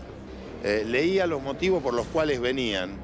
No me terminó de quedar claro por lo cual venían. Hoy es el verdurazo, pero mañana puede ser lechonazo. Nosotros somos productores de la tierra. La plaza desbordado de gente en busca de una manzana y de una pera. No hemos logrado las medidas necesarias para que cambie la realidad del productor frutícola de Río Negro. Los agricultores están haciendo un reclamo concreto, que se tenga en cuenta la cadena de comercialización, ¿no? Y que se revise qué es lo que pasa en esto en el que ellos reciben 3 pesos tal vez por un kilo de zanahoria y cuando llega a la góndola hablamos de 24 o 25 pesos según la zona. Tiene que haber medidas de incentivo para el productor y tiene que haber obviamente medidas de control respecto de cómo se agrega siempre ese precio que produce el desfasaje. Vienen porque le faltan tierras, ¿sí? Igual nosotros, Ministerio de Nación, yo no tenía ningún pedido. El segundo pedido es porque vienen para regalar productos porque quieren apoyar una ley en el Congreso. Bienvenido sea. El tercer punto es la diferencia de precio que hay entre el consumidor y el productor. Lo que nosotros le decimos es que tenemos un programa nacional de ferias, vamos a abrir 60 en distintos puntos del país, entonces lo que los invitamos es que en vez de regalar en Plaza de Mayo, vayan a vender a la feria. En vez de regalar en Plaza de Mayo, vayan a vender a la feria. Y aquí están entregando verdura, te vas con el changuito lleno, ¿eh? No sé si llorar y reírme, del 2000 que tengo 10 años que no veía esto. No veía esto en los trabajadores, la lucha que tienen y la verdad que no sé si llorar o qué hacer. ¿Qué se lleva acá? Acelga, perejil, cebolla de verdeo. ¿Y por qué vino hasta acá? No alcanza el bolsillo. También lo que digo, creo que hay que tratar de poner un equilibrio. A veces el aprovechamiento de estas situaciones que son reales y legítimas por algunos grupos que también intentan utilizar estas situaciones. Está Nahuel Lavalle. ¿Cómo te va, Nahuel? Nahuel es Buenas referente noches. de la UTT, Unión de Trabajadores de la Tierra. Te escucho, por favor, buenas noches. Sí, bueno, hoy al mediodía presentamos un proyecto de ley de acceso a la tierra en el Congreso Nacional por la situación del pequeño productor para que pueda acceder a una tierra propia, que es la situación de la mayoría de los pequeños productores, esclavos de un arrendamiento y de un alquiler que es especulativo y que uno no puede proyectar y producir dignamente. Y está Yanina Jerónimo, que es productora hortícola. ¿Cómo te va? Todo bien. Buenas noches, te escucho. Y bueno, también estuvimos por el tema de que hoy en día, ponele en la quinta, vendés a 10 pesos la mercadería. Y vas a una verdulería y está un 20 y 30% de más. O sea, es difícil la situación. Sí, más, igual que, más, claro, y del alquiler. Igual el Sí. alquiler está a 6.000, 7.000 pesos. Y la cuestión que no te alcanza eso. ¿Qué es lo que falla? ¿Por qué a los productores le pagan tan poco y el consumidor paga tanto? ¿Qué está fallando ahí? Hay una cadena de intermediarios muy larga entre lo que se recibe por la producción y lo que consume el vecino en el barrio, que hay una larga cadena de intermediarios y que nosotros lo que planteamos, una de las cuestiones que planteamos es que el Estado tiene que intervenir en esas cuestiones. Que no son 60 ferias en todo el país, como plantea el ministro, porque realmente nos produjo un dolor enorme escuchar hoy al ministro Burlaire mentir diciendo que no había recibido ningún pedido, que no sabía de qué se trataba, cuando nosotros los primeros días de diciembre, cuando ni bien asumió el gobierno, nos reunimos con el jefe de gabinete, Guillermo Bernaudo, y les presentamos nuestras propuestas de trabajo por acceso a la tierra, por producción agroecológica, por venta directa del productor al consumidor. Y hoy, recién, porque nosotros estuvimos miles en la Plaza de Mayo mostrando nuestra realidad, salió en vez de decir, tenemos que trabajar con esta situación para solucionarla, salió a querer despegarse y ensuciar nuestra protesta. Sí, a ver, Busi, por favor. Sí, acá hay un viejo tema con los muchachos que yo mismo apoyé mientras era presidente de la Federación Agraria. En la zona hortícola de La Plata, la posibilidad de tener un pedazo de tierra propia, hay una quinta, son 5, 7, 10 hectáreas para hacer esa producción intensiva. Estamos hablando de 2008, porque están los registros periodísticos. Fíjate cuánto tiempo pasó y cuánta oportunidad tuvo el gobierno kirchnerista, sciolista, del 2008 hasta acá, para resolver el acceso a la tierra, que es un tema de vieja data. Y no se resolvió. Enarbolando las banderas que enarbolaba aquel gobierno. Igual el tema de lo que los productores están mal es de toda la vida. Pero el tema de acceso a la tierra, Sí. eso porque yo puse el cuerpo, me acuerdo, el ministro que era de allá de Chubut, ¿no? En agricultura. Jaguar. ¿no? Roberto Jaguar. Entonces fuimos con los campesinos y dijimos, acceso a la tierra. El gobernador era Scioli. Y ellos levantaban las banderas nacionales, populares, progresistas, revolucionarias y épicas, pero no resolvieron esa cuestión. Entonces, es un tema de vieja data. La distorsión entre el productor y el consumidor también es de vieja data. Acá está Felipe Solá, que es un hombre sabio en materia agropecuaria. Entre otras cosas, tiene que ver con el pésimo funcionamiento del mercado central. El mercado central debería ser un lugar donde haya mejor formación de precios. Aparte a todos los pequeños productores. Y además dar oportunidad más a los productores que a la corporación intermediaria que intervienen en el mercado central. Bueno, para eso termino con esto. Y esto que yo digo, Bullay le señala como un avance, yo lo celebro sinceramente, que por fin se empiece a tomar el tema de las ferias como una política pública, porque se deben multiplicar ferias de intervención de productores y consumidores como política pública. Sí, pero aquí hay dos temas. Uno que tiene que ver con la producción en sí mismo y otro tiene que ver con lo netamente político, Julio.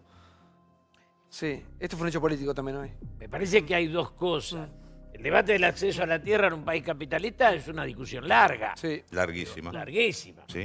Porque está cuestionando el sistema de propiedad que hasta ahora no alteramos. No, pero piden créditos blandos. Nosotros estamos, sí, yo también desde ese pensé lo punto de mismo. vista estamos de acuerdo. Ahora, para mí, la feria como superación del supermercado es imprescindible, porque el supermercado es una estructura de intermediación que gana más que el productor. Correcto. La feria es la vuelta a un espacio Quiero donde el agregar una productor cosa cortita. no va a ser oprimido por el supermercado. Yo lo repito en todos lados que me quieran escuchar. Un lunes a la mañana me levanto en Múnich, centro de Múnich, y están las ferias, los feriantes alemanes vendiéndole a la ama de casa alemana en el estado más desarrollado de Alemania. Entonces, existen, digamos, como política. Sí, a ver, te escucho. No, nosotros hoy concretamente planteamos, por lo pronto, una propuesta de ley de acceso a la tierra, porque es una situación estructural que nosotros de la Unión de Trabajadores de la Tierra venimos planteando hace muchísimos años, no lo planteamos hoy. Esta misma acción que hicimos hoy la hicimos hace un año al gobierno anterior y se la vamos a hacer al gobierno que viene y se la vamos a hacer a cualquier gobierno, porque nosotros defendemos los derechos del trabajador de la tierra, por un lado. Por otro lado, la situación de intermediación y la problemática, nosotros trabajamos cotidianamente, pero no puede ser una respuesta del gobierno, primero, querer ensuciar el reclamo legítimo de miles de trabajadores de la tierra diciendo que o responden a un partido político o que vayan a vender a ferias, cuando nosotros ya lo hacemos. Las 60 ferias que dice Burlaire, nosotros ya las hacemos todos los días, ¿sí? Las hacemos todos los días de nuestro laburo cotidiano, que nos esforzamos y trabajamos cotidianamente por eso. Pero para esto necesitamos políticas públicas generales y sectoriales, que no responden a un sector particularizado. Responden a miles y miles de trabajadores de la tierra que producen los alimentos que comen todos ustedes todos los días. Perdón, Santi, una cosa. Yo creo que no tenemos que desviar la atención de algo. Acá hay dos sectores muy vulnerados. Ustedes... los consumidores. Ustedes les dan 3 pesos por las zanahorias, por el kilo, y nosotros pagamos 30. Los dos extremos somos los que estamos jorobados. Sí. Ustedes y nosotros. Pero hoy hay alrededor del pedido de ustedes y del pedido nuestro todo un show montado. Porque yo comprendo que hay argentinos que necesitan y que por supuesto que si ustedes regalan algo, de muy buena voluntad lo van a hacer. Pero y hay gente que está convencido, sí. Y hay gente que está pasando muy mal. Convencido que gente que la Argentina generó hambre, manda gente y arma una puesta en escena. Pero porque hay gente que está instalada en estos lugares armando una situación y desviando el problema de ustedes, el problema nuestro y el problema de gente que la pasa mal. Porque por supuesto, como todo es política aquí en la Argentina y vivimos de campaña y vivimos atrás de todo este tipo de episodios, yo pensaría eso. Che, mandamos gente. Acá hay un discurso de la ciudad que dice, no sé desde qué año no veo, no sé qué historia. No desviemos la atención. No desviemos la atención. No estoy de acuerdo con Vilouta. Ellos tienen dos problemas por lo menos.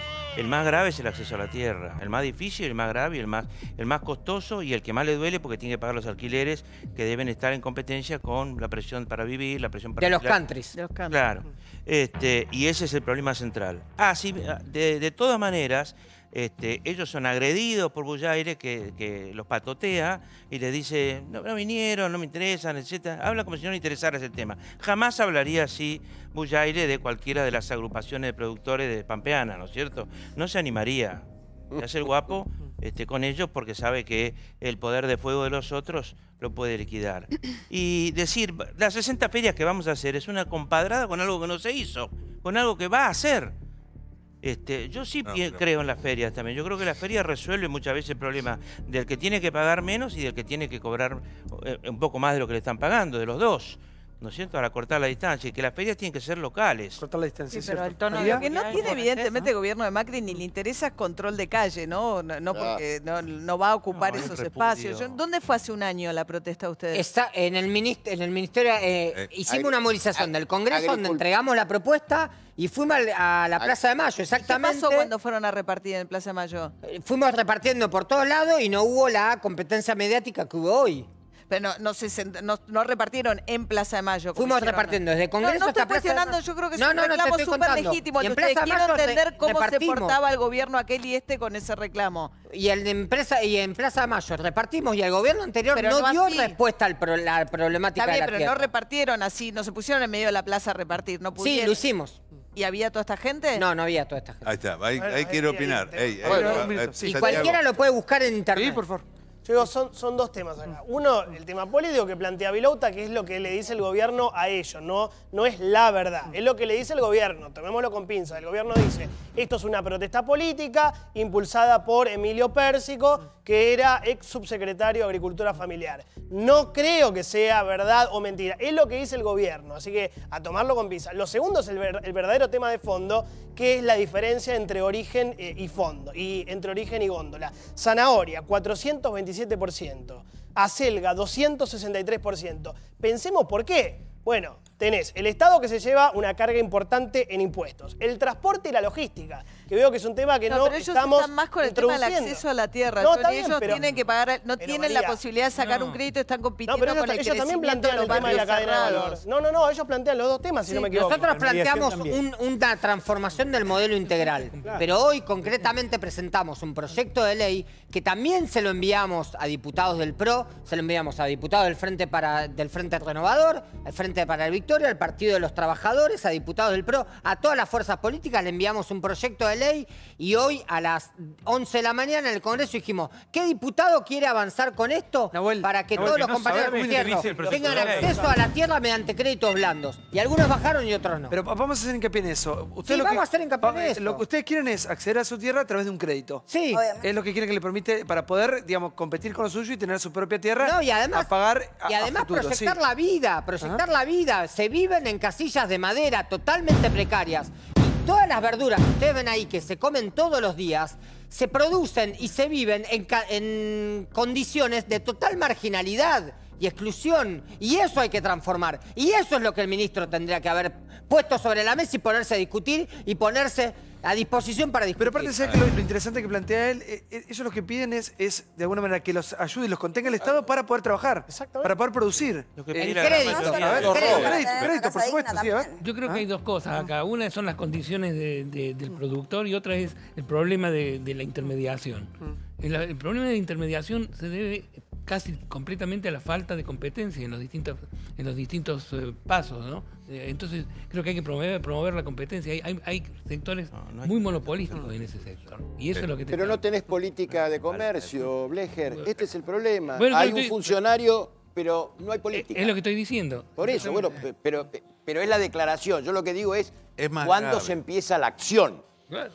Es más grave aún. En algún momento, cuando teníamos relaciones normales, en la época de Guillermo Moreno, pedíamos esto, que sea transparente, que el productor de zanahoria reciba mejor precio, o el productor de leche, por ejemplo. Dice, Busi, vos siempre vas a jugar de suplente, dice, ¿por qué no? Vos tenés que ser proveedor de Carrefour. Yo llamo a Carrefour y vos proveés a Carrefour.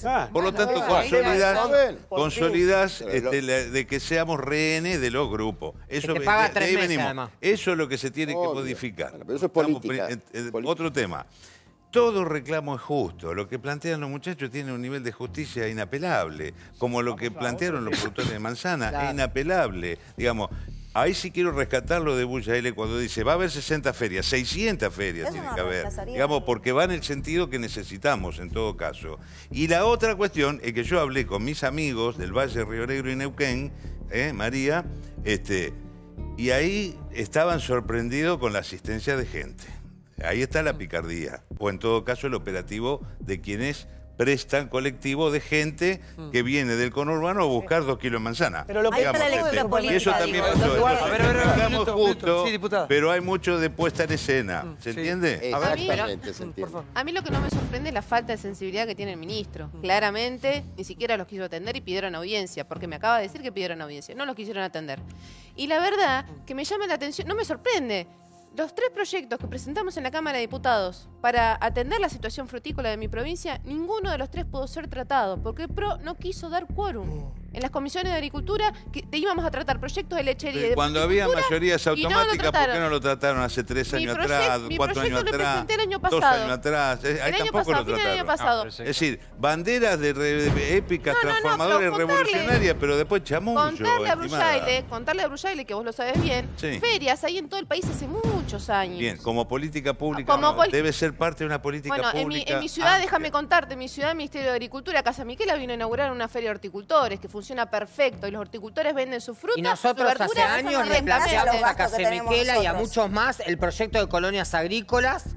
El proyecto de colonias agrícolas y tardamos 1 año en poder implementar la primera colonia agrícola. Por eso, cuando les digo que en septiembre del año pasado nosotros hicimos exactamente esto mismo, se lo presentamos y se lo dejamos por mesa de entrada en la Casa Rosada Cristina Fernández de Kirchner. Y después de 1 año tuvimos que tomar medidas drásticas para presionar para que un primer proyecto de colonias agrícolas para solucionar el acceso a la tierra de los pequeños productores pueda avanzar. Entonces, la cuestión acá, nosotros venimos a plantear una cuestión, una problemática y una propuesta. Y no queremos y no aceptamos que ni del Frente Renovador, ni del PRO, ni del Frente para la Victoria se monten en contra o a favor de nuestro proyecto, de nuestra propuesta y de nuestra problemática para hacer política partidaria en contra de uno de otro. Una sola, 60% de esa cola fue traída en colectivo. A ver. 60%, me lo dijeron dirigentes del Valle de Río Negro. A ver, nosotros podemos tener déficit en algunos temas, pero hay algún otro que lo conocemos bien. Lo que hicieron la protesta de la manzana, con toda justicia y razón, porque viven manoseados y bastardeados desde hace años. Pero por eso, entonces lo que hay que discutir son las problemáticas, no es si fue para un lado o para el otro. Porque si no, no se termina discutiendo la problemática de fondo. Y acá hay un problema de fondo, de acceso a la tierra y de realidad del pequeño productor. Eso es lo que es importante. No, a ver, Adrián. A ver, creo que lo que está claro es que el sector agropecuario nunca estuvo peor que con el gobierno anterior. Por lo tanto, esto también hay que decirlo, las economías regionales estuvieron destrozadas. Y hubo medidas tendientes en los últimos tiempos, tendientes a mejorar ese sector agropecuario. El exportador.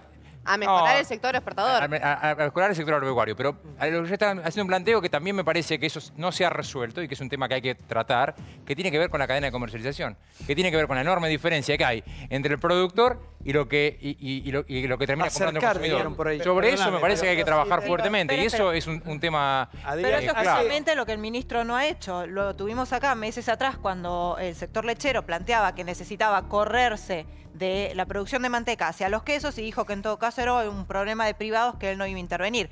Cuando se le preguntó por las diferencias entre el precio de góndola de las verduras y las frutas a lo que recibían los productores, también dijo que era una cadena en la cual él como Estado no podía intervenir. Y la sensación que da ahora cuando habla de que esta gente vaya a las ferias no es de una política pública. Me encantaría, Busi, que realmente fuera una política pública. Debe ser. Pero suena muchísimo. Debe ser, pero suena muchísimo a la. Lamentablemente cuando hablé de persona para que va a haber espacio, que haya frío. Claro, pero ¿sabes chicos, mucho grito, por favor. Sí, necesito cerrar el tema. Que proponemos políticas públicas y que no son aceptadas, concretamente, y que no son tomadas en cuenta. Y nosotros esto lo proponemos hace meses y no son escuchadas.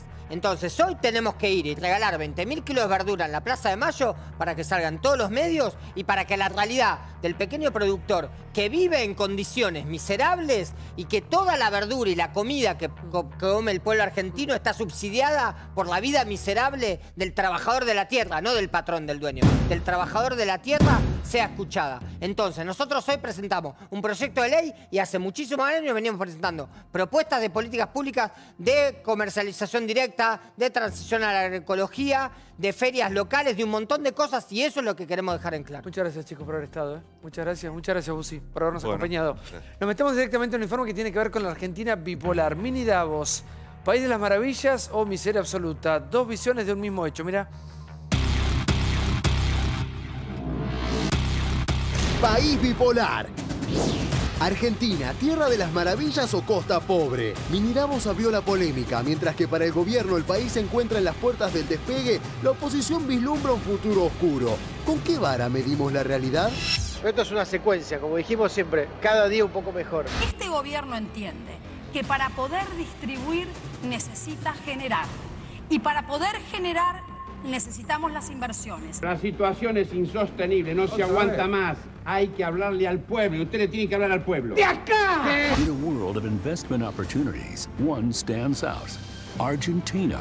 Discover Argentina's investment opportunities firsthand in Buenos Aires at the Argentina Business and Investment Forum. Axel Kicillof en Big Bang News. El gobierno habla de lluvia de inversiones, pero ni siquiera hay garúa o llovizna. Es difícil que los empresarios inviertan en la industria porque ahora hay una capacidad ociosa de entre 15 y 30%. Dijimos que íbamos a bajar la inflación y ayer tuvimos números que ratifican que eso que prometimos comienza a ser cumplido. Y esto es el condimento principal, el punto de partida para la recuperación. Esto no se aguanta más, ¿eh? Terrible. Tenemos que hablar del presidente. A lo mejor nos equivocamos y a la salida del mini Davos nos encontramos con que esa lluvia de dólares de inversión prometida se produce y nos cambian la vida de un día para el otro. Esto es muy difícil que ocurra. Pero a mí lo que me cautiva es el discurso de Macri, el vacío de las palabras, esa sumisión frente al empresariado. Get priority access to reform agendas for the strongest sectors of the economy. Engage one-on-one with President Mauricio Macri,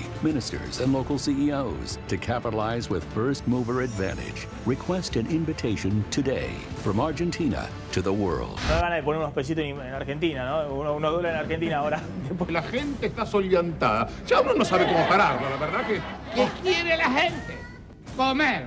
Si se tiene tasas de interés por arriba del 30% como fueron los primeros meses, es imposible que nadie invierta, ni los 1.500 inversores que vinieron ahí, ni ninguno. Cada mes durante el cual la inflación sea inferior al 2,5% mensual, está recuperándose el poder adquisitivo del salario.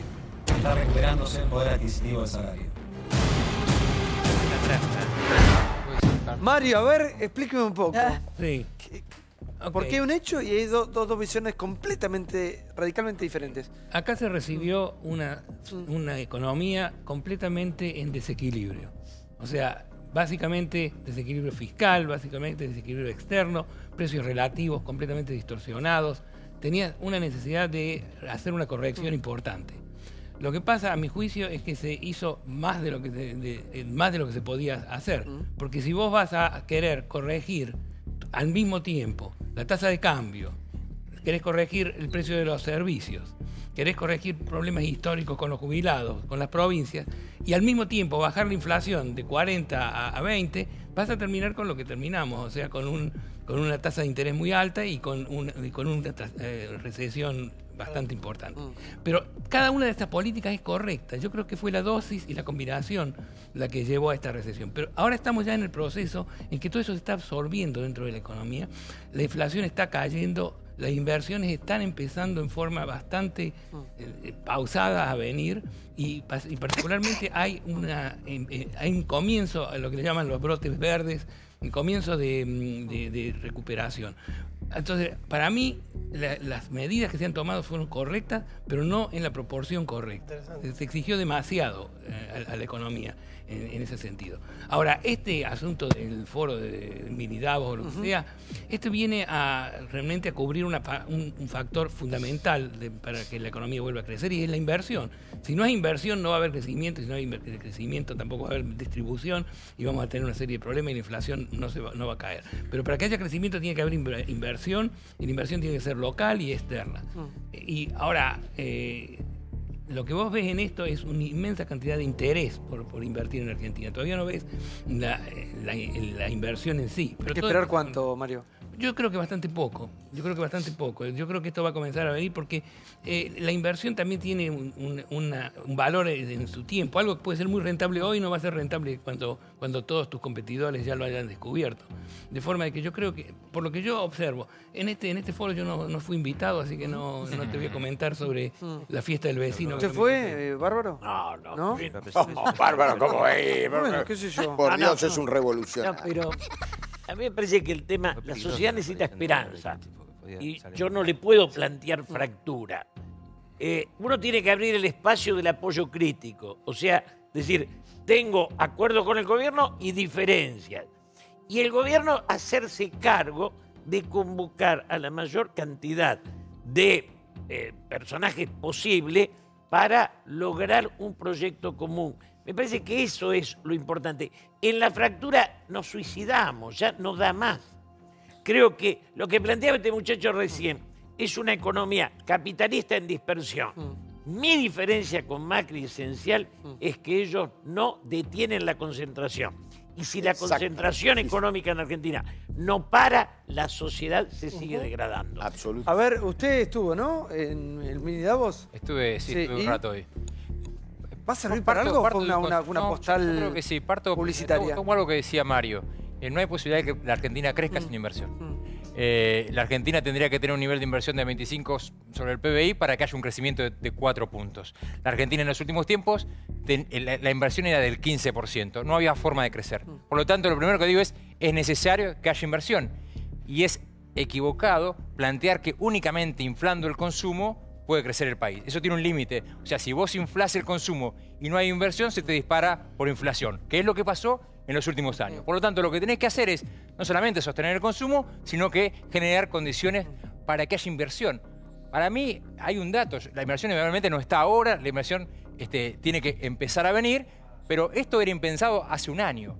¿Por qué hoy hay un clima propicio para la inversión? Porque hay algunas cosas que cambiaron, no solamente el clima político, sino porque hay una inflación que desciende, hay un país que arregló el tema de la deuda, hay un país que no tiene un cerrojo o un cepo cambiario, sino que resolvió ese tema, y estas cuestiones comienzan a generar un clima razonable para que haya inversión en Argentina. Nadie plantea que es de un día para el otro, nadie plantea tampoco que los últimos meses no fueron difíciles.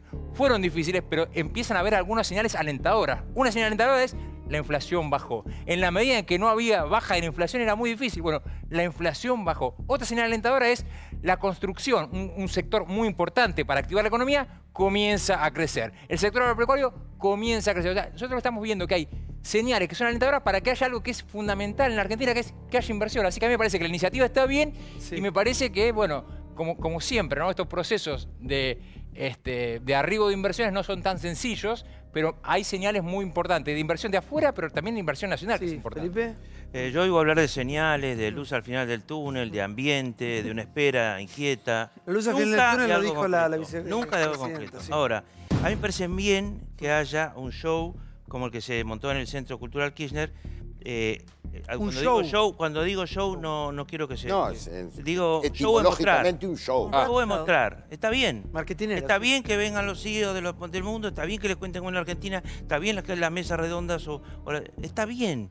Digamos, promover la inversión en un país está bien. No debemos criticar eso. Hay una cosa que sí voy a criticar, y es que los CEOs de las grandes empresas, por ejemplo, el CEO de Dow Chemical, una de las más grandes empresas en materia de biocidas, ¿no es cierto?, en el mundo, que es australiano, dijo directamente cuál tenía que ser la política económica argentina, cosa que también dijeron otros, pero él lo dijo brutalmente, diciendo háganlo de golpe y ya. Lo que proponía ya era un ajuste fenomenal. Y después oí... ¿Más ajuste? Sí, y oí, y leí, no oí porque no fui, leí, tampoco me invitaron, leí que muchos de esos personajes, porque está bien que lo hagan, muchos de esos personajes lo que dicen son cosas muy pesadas para Argentina. Por ejemplo, vas a encontrar, si te pones a leer, la frase a cada rato de si Argentina sigue insistiendo con los sectores mano de obra intensivos, no tiene destino. Claro. SIC. Eso lo dicen estos muchachos. Son mucho más competitivos los sectores capital intensivos que necesitan... Pero también espera un minuto, miren qué linda visita tenemos. Qué ojos. ¿Cómo le va? ¿Bien? Bien. Gloria, ¿cómo te va? Bien, gracias. ¿Cómo estás? Lo dijeron, ¿eh? Gracias por estar. Mirá lo que es, Felipe, mirá lo que es Gloria. ¿Todo bien? ¿Qué tal? Sí, todo bien. Gloria es guatemalteca, Sí. es politóloga, viene a presentar su libro, El engaño populista. Caras conocidas acá. Para el otro lado, hermano. No ves, hola. No es este el libro. Está por el otro lado, dice. Gracias, Lore, por estar con nosotros. Ya la sumamos a Lore, pero antes lo quiero despedir a Mario. Mario, gracias por haber venido. Muchas gracias. ¿Es el fin del populismo o no en la región? Yo creo que es el comienzo del fin del populismo. El comienzo del fin. Bueno, ya lo veremos tiempo al tiempo. Vamos a ver el pequeño informe y lo empalmamos también con este tema porque tiene todo que ver con todo en esta noche aquí en American Intertal. Mira. La región patea el tablero. Momento de cambios políticos en Latinoamérica. Por procesos tanto electorales como judiciales, los modelos caracterizados como populistas parecen estar en retirada. ¿Es el fin de una era? ¿Cómo está viendo la región, Pepe? La veo cuadrada. Se nos complicó un poco el partido. Los socios fundadores de Mercosur acordaron que Venezuela no tomará la presidencia del bloque económico. Si no se adapta al funcionamiento interno, el gobierno de Maduro se verá suspendido. Estamos muriendo de hambre, no conseguimos alimentos, no conseguimos medicina. ¡Que nadie se equivoque conmigo! ¡Estoy dispuesto a todo por defender la patria! Dilma destituída. O golpe vai atingir indistintamente qualquer organização política progressista e democrática. O golpista é você, que está contra a Constituição. Este proceso de juicio político se inició con un pedido que hace ni más ni menos que uno de los fundadores del Partido de los Trabajadores, que era también uno de los aliados de la presidenta.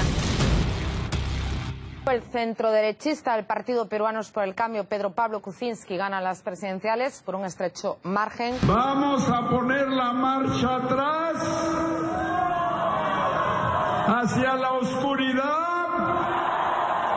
la corrupción. Fue destituido el presidente Fernando Lugo. No es Fernando Lugo el que recibe un golpe. Es la historia paraguaya, su democracia, la que ha sido herida profundamente. Hubo varias oportunidades donde trataron de llevarlo a juicio político a Fernando Lugo, esto no prosperó, pero el propio Federico Franco decía que él estaba preparado para asumir la presidencia. Hay un retroceso de lo que fueron los gobiernos nacionales y populares en la región. Hay un avance de lo que podríamos denominar la derecha conservadora o restauradora. Sí, el kirchnerismo y la cultura esa autoritaria, a veces o más populista, que sembró durante mucho tiempo resentimiento y odio y bronca en los argentinos, todavía coseche durante un tiempo eso. Yo entiendo que salir de tantos años de populismo no es fácil, pero no hay duda que de populismo se sale con menos populismo. Bueno, está Gloria Álvarez Cross, politóloga guatemalteca, presenta su libro El engaño populista. ¿Es el fin del populismo en la región? Es el fin tal vez de algunos regímenes que han implementado el populismo, pero la mentalidad populista es la que falta cambiar. ¿Cómo es eso? Bueno, de hecho en el libro nosotros arrancamos con eso, con Axel, hablando de la mentalidad populista. Axel es chileno también, coautor, sí. Y dentro de esa mentalidad está el odio a la libertad y la idolatría hacia el Estado. Habría que preguntarse quién todavía, a pesar de no tener un gobierno populista, sigue idolatrando al Estado. El complejo de víctima, de echarle la culpa al otro. La obsesión igualitaria, esto de pensar que por tener igualdad material, entonces toda la sociedad va a ser más moral. Hay muchos componentes que aún faltan verse en Brasil, en la misma Venezuela, donde la oposición es socialista. El mismo Leopoldo López pertenece al Internacional Socialista. Entonces, no porque se quite un régimen quiere decir que automáticamente el chip mental cambió. Ahora, ¿lo de la Argentina fue populismo? Definitivamente. Si tú analizas las medidas que se han ido tomando sistemáticamente en el socialismo del siglo XXI, la falta de una disciplina presupuestaria, la corrupción exagerada, esta división de la sociedad en un pueblo y una élite para enemistarla, son elementos que acá se vivieron. ¿Cómo puedes explicar lo que está pasando en este momento en Venezuela, que es un poco el modelo populista por excelencia, ¿no? Y bueno, todos estamos expectantes de lo que pueda llegar a suceder en un futuro cercano, ¿no? Después de todo lo que ha acontecido. Mira, yo creo que Venezuela, desgraciadamente, no tiene un liderazgo claro en las ideas.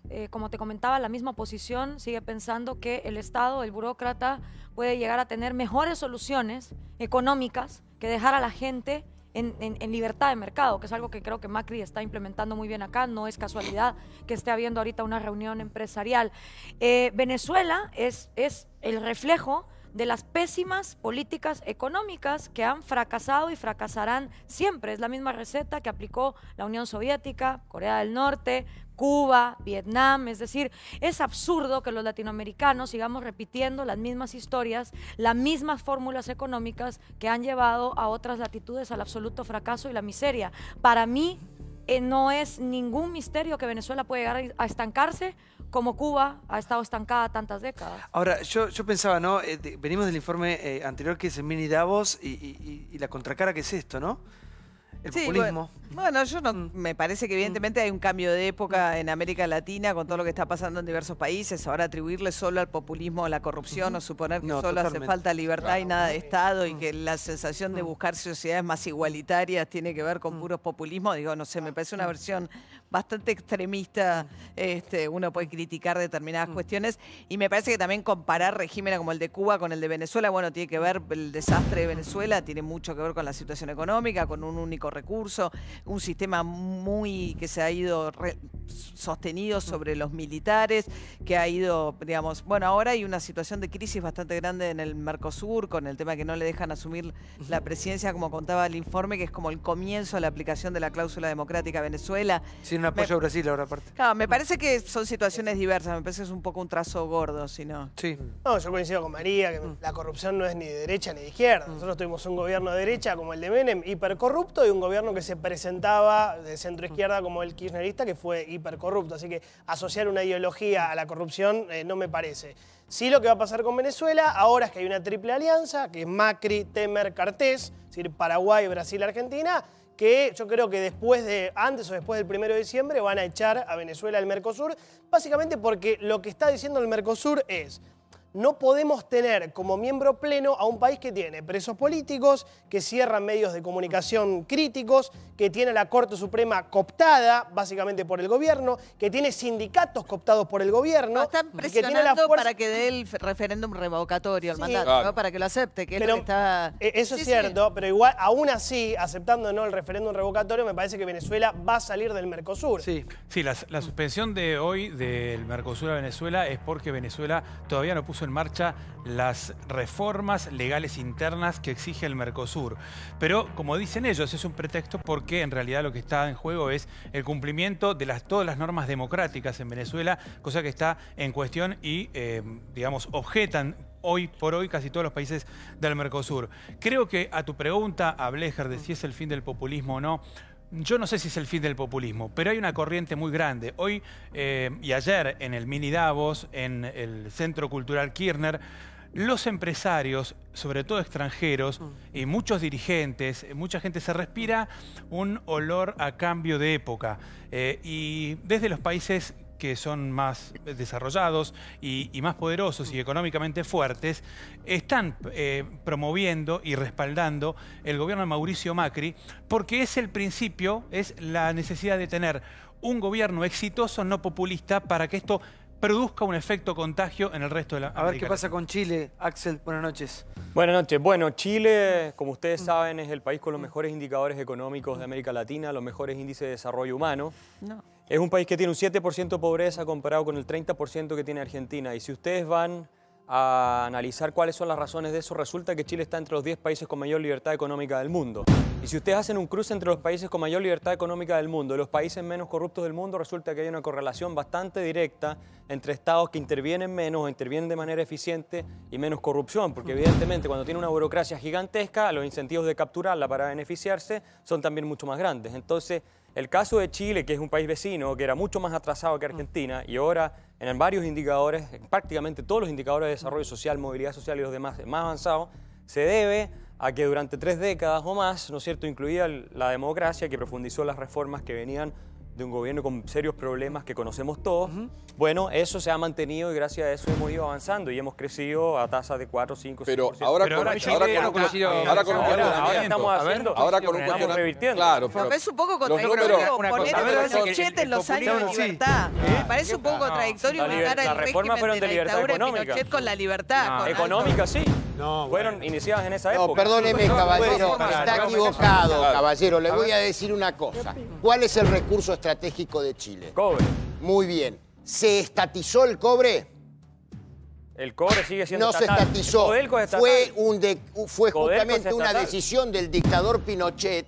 Fíjese qué diferencias que hay, inclusive con lo que pasó en la Argentina, en donde hubo una zona, un área de cuestiones productivas, entre ellas la estratégica del cobre, que no se privatizó nunca. No se privatizó. Bien. Se privatizó una parte. Pero eso no fue por Pinochet. Se privatizó una parte. Fue por Pinochet, eso, en la época de Pinochet. Eso es Codelco, pero hubo otras minas que sí están privatizadas. Bueno, y hay estoy hablando de lo fuerte. No, hoy día la minería privada le aporta más a las arcas chilenas que la minería estatal. Estoy hablando de aquel momento, no estoy hablando. La cosa de las reformas económicas. Hay una confusión. Yo sí tendría que oponer a algo, a un régimen populista, diría que tiene que ser un régimen muy republicano y muy democrático. Cierto. Pero no necesariamente asociado con el régimen económico. O sea, vos estás haciendo populismo versus libre mercado, no tiene nada que ver. O sea, acá el tema es, ¿sos populista o sos bien republicano y bien democrático? Esta es la diferencia. Ahora, dentro de este marco, que es democracia y republicana, puede haber un sistema en donde el Estado no sea absolutamente libre mercado, sino que haya regulaciones que tiendan a generar mayor equidad, etc. Yo no lo hago así. Muy rápidamente. Primero, la calificación de populista es altamente subjetiva. Acá lo que importa es si hay funcionamiento de los partidos políticos de acuerdo a las constituciones. Después uno dirá, este es populista, y otro dirá, el otro es de derecha o es de izquierda. Ahora, pensar que la libertad económica puede pasar por alto lo que fueran las crueles dictaduras latinoamericanas, me parece peligrosísimo. Eso es algo que yo no he dicho. Y hablar de la obsesión igualitaria... Déjame hablar. Pero yo no lo he dicho. Y me dejás hablar. Y hablar de la obsesión igualitaria en el continente más desigual del planeta, según las Naciones Unidas... ¿Y en qué hay que ser igual? Por las políticas socialistas es desigual. Yo los escuché y ustedes también tienen que aprender a escuchar, jóvenes. Entonces, me parece que acá los problemas en Latinoamérica son de concentración, de desigualdad, de extranjerización y además de una decadencia de la dirigencia política, pero además de la dirigencia de la decadencia política. Entonces, decir que hubo libertad económica en la época de Pinochet es desconocer que Chile fue sometido a uno de los peores sistemas en confluencia de sectores privados concentrados y el régimen el modelo económico chileno ganó elecciones durante 20 años. A ver, por favor. ¿Qué modelo económico? Por favor, chicos, elecciones durante 20 años. Pinochet nunca se presentó a elecciones. Ahí te lo está diciendo, él es chileno. A ver, chicos. Nosotros somos hay muchos invitados, necesito calencito. Gloria, ¿qué modelo económico? La concertación no defendió a Pinochet. Defendió el sistema económico.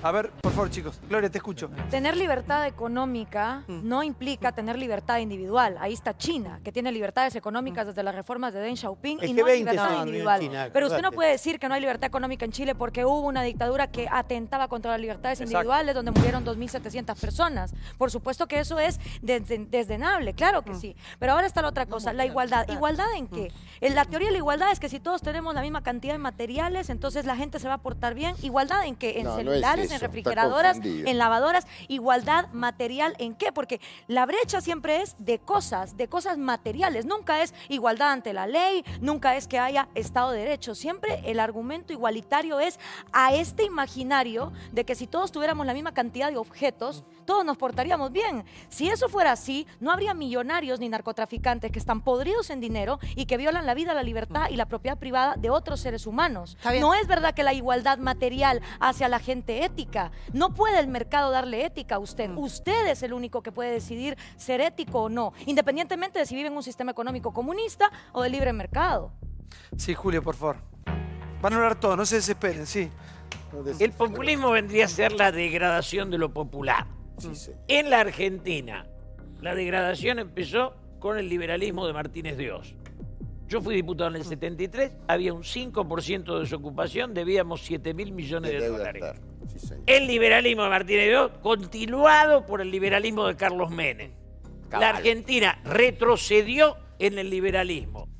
El estatismo es nefasto en algunos casos. Los límites del Estado al poder de lo privado son lo único que salva a una sociedad de un nivel de injusticia y estallido. Yo en eso prefiero los países del norte de Europa que tienen un Estado coherente, prefiero Europa y no me enamoro del hecho de la competencia libre, porque es más, lo que destruye, en Argentina se nota, la miseria y los caídos vienen después del liberalismo, no antes. Que el estatismo de Cristina no sirvió para nada, eso lo firmo. Pero esto es otra cosa. Porque solo brevemente, todos los países nórdicos que se admiran se hicieron ricos antes de crear los estados de bienestar. Eran muy iguales antes de crear los estados de bienestar. Y hoy están todos dentro de los países con mayor libertad económica del mundo. Y este país está entre los países con menor libertad económica del mundo. Para dejarlo claro, nada más. Sí, por favor. Yo les puedo dar dos ejemplos de países donde vamos a dejar afuera cualquier análisis en cuanto a dictaduras o no. Brasil, comparado el gobierno de Rousseff con el gobierno de Temer. El gobierno de Temer es mucho más liberal.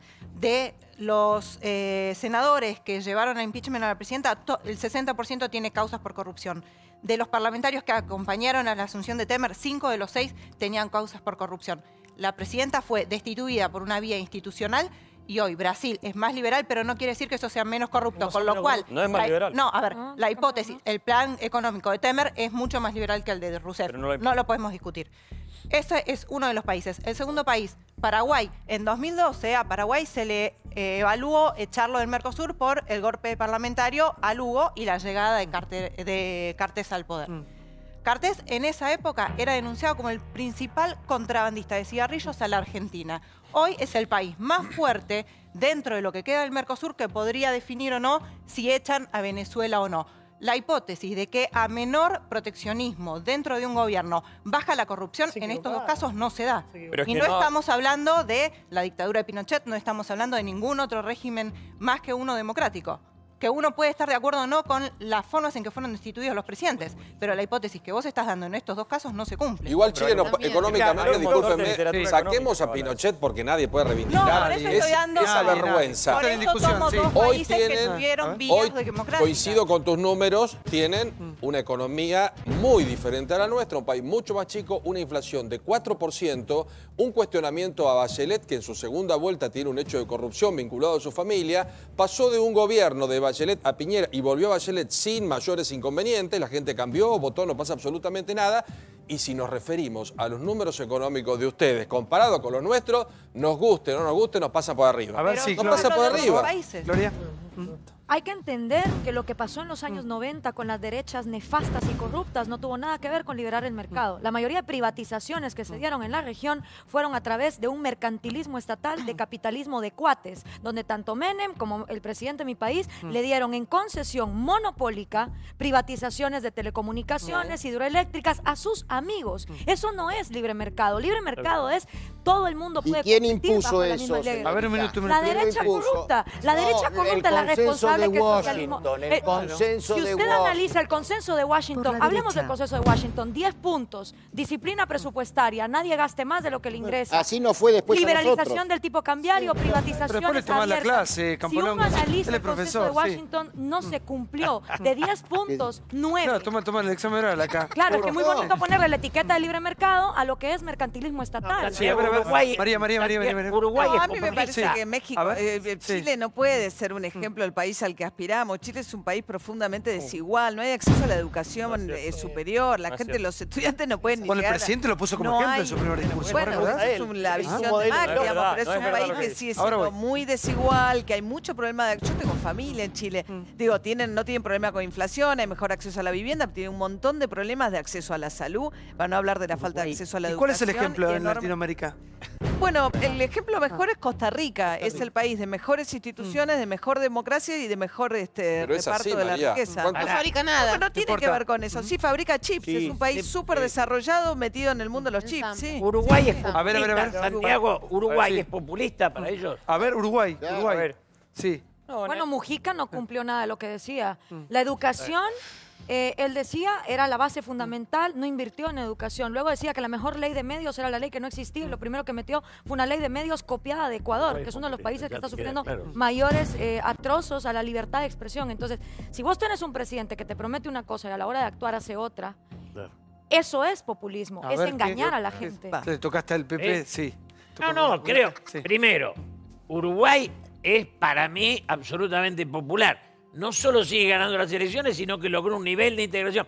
Ahora, ellos usan una vara para medir lo que no les gusta, donde el populismo llega hasta el Papa. Todo lo que es popular. Del otro lado, el Papa es popular. ¿Para que esté el Papa también? Yo quería, desde Dragón al Papa pasamos. ¿Está el Papa en este libro? Sí, está en el capítulo. A ver, por favor. Quiero saber qué dice el Papa. Hay un capítulo en el libro. ¿Para qué no están tocando el Papa? Es como tocar así. Con mucho respeto en todo caso. Pero todos con mucho respeto acá igual, sí. Por supuesto. Te escucho, Axel, por favor. Mira, yo quería decir un par de cosas que se hicieron que no son efectivas. Chile tiene una tasa de estudiantes en proporción a los que pueden ir a la universidad promedio del país de las OECD, de los países desarrollados. Primero. ¿Universitaria? Universitaria. Segundo, Chile tiene niveles de desigualdad, según lo estudia el profesor Claudio Zapelli, que se los puedo mandar con mucho gusto, de la Universidad Católica de Chile, uno de los grandes economistas del país, de desigualdad decreciente radical en los últimos 30 años. Nunca ha habido más movilidad social en la historia de Chile que hoy. Y tenemos mucho menos pobreza que hace 30 años, que era 50%, hoy día es un 7%.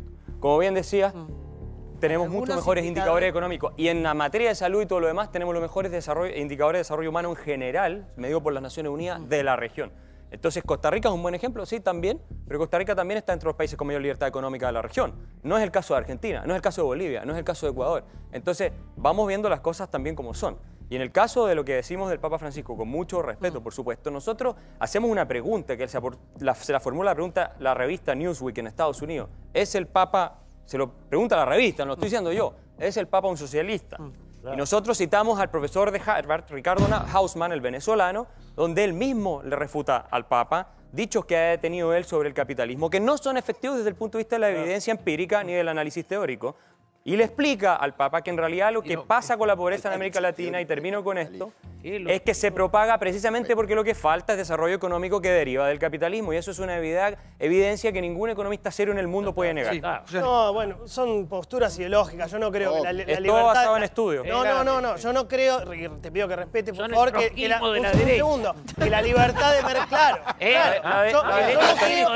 Yo no creo que la libertad económica sea la solución de todo. La verdad que no fue bastante mal por seguir eso. Yo creo que el gran drama de América Latina es todo lo contrario, tener una dependencia funcional de un recurso único. Chile lo tuvo con el cobre, como bien dijo el maestro Campolongo, Argentina lo tiene con la soja y Venezuela lo tiene con el petróleo. Está clarito, se cayó a pique el precio del petróleo y en Venezuela no tenés papel higiénico. Entonces lo que digo es, alguna vez como región dejemos de depender de un recurso único. El problema es lo pendular. Yo lo que creo que a mí me parece que tendríamos que ser un poco más moderados en el análisis porque es el riesgo de lo pendular en la región. Ya hemos visto cómo para pasar de estos regímenes a los que describen como regímenes populistas, caemos en esta cosa pendular de irnos a los regímenes liberales de derecha. Entonces yo digo, ojo con el péndulo. A mí me parece que la corrupción no tiene ideología y en eso coincido, pero sí es mucho más deleznable la corrupción de los gobiernos que se dijeron progresistas, que vinieron a cambiar la realidad social de nuestros países tan desiguales y terminaron robando. Los gobiernos progresistas y de izquierda de América Latina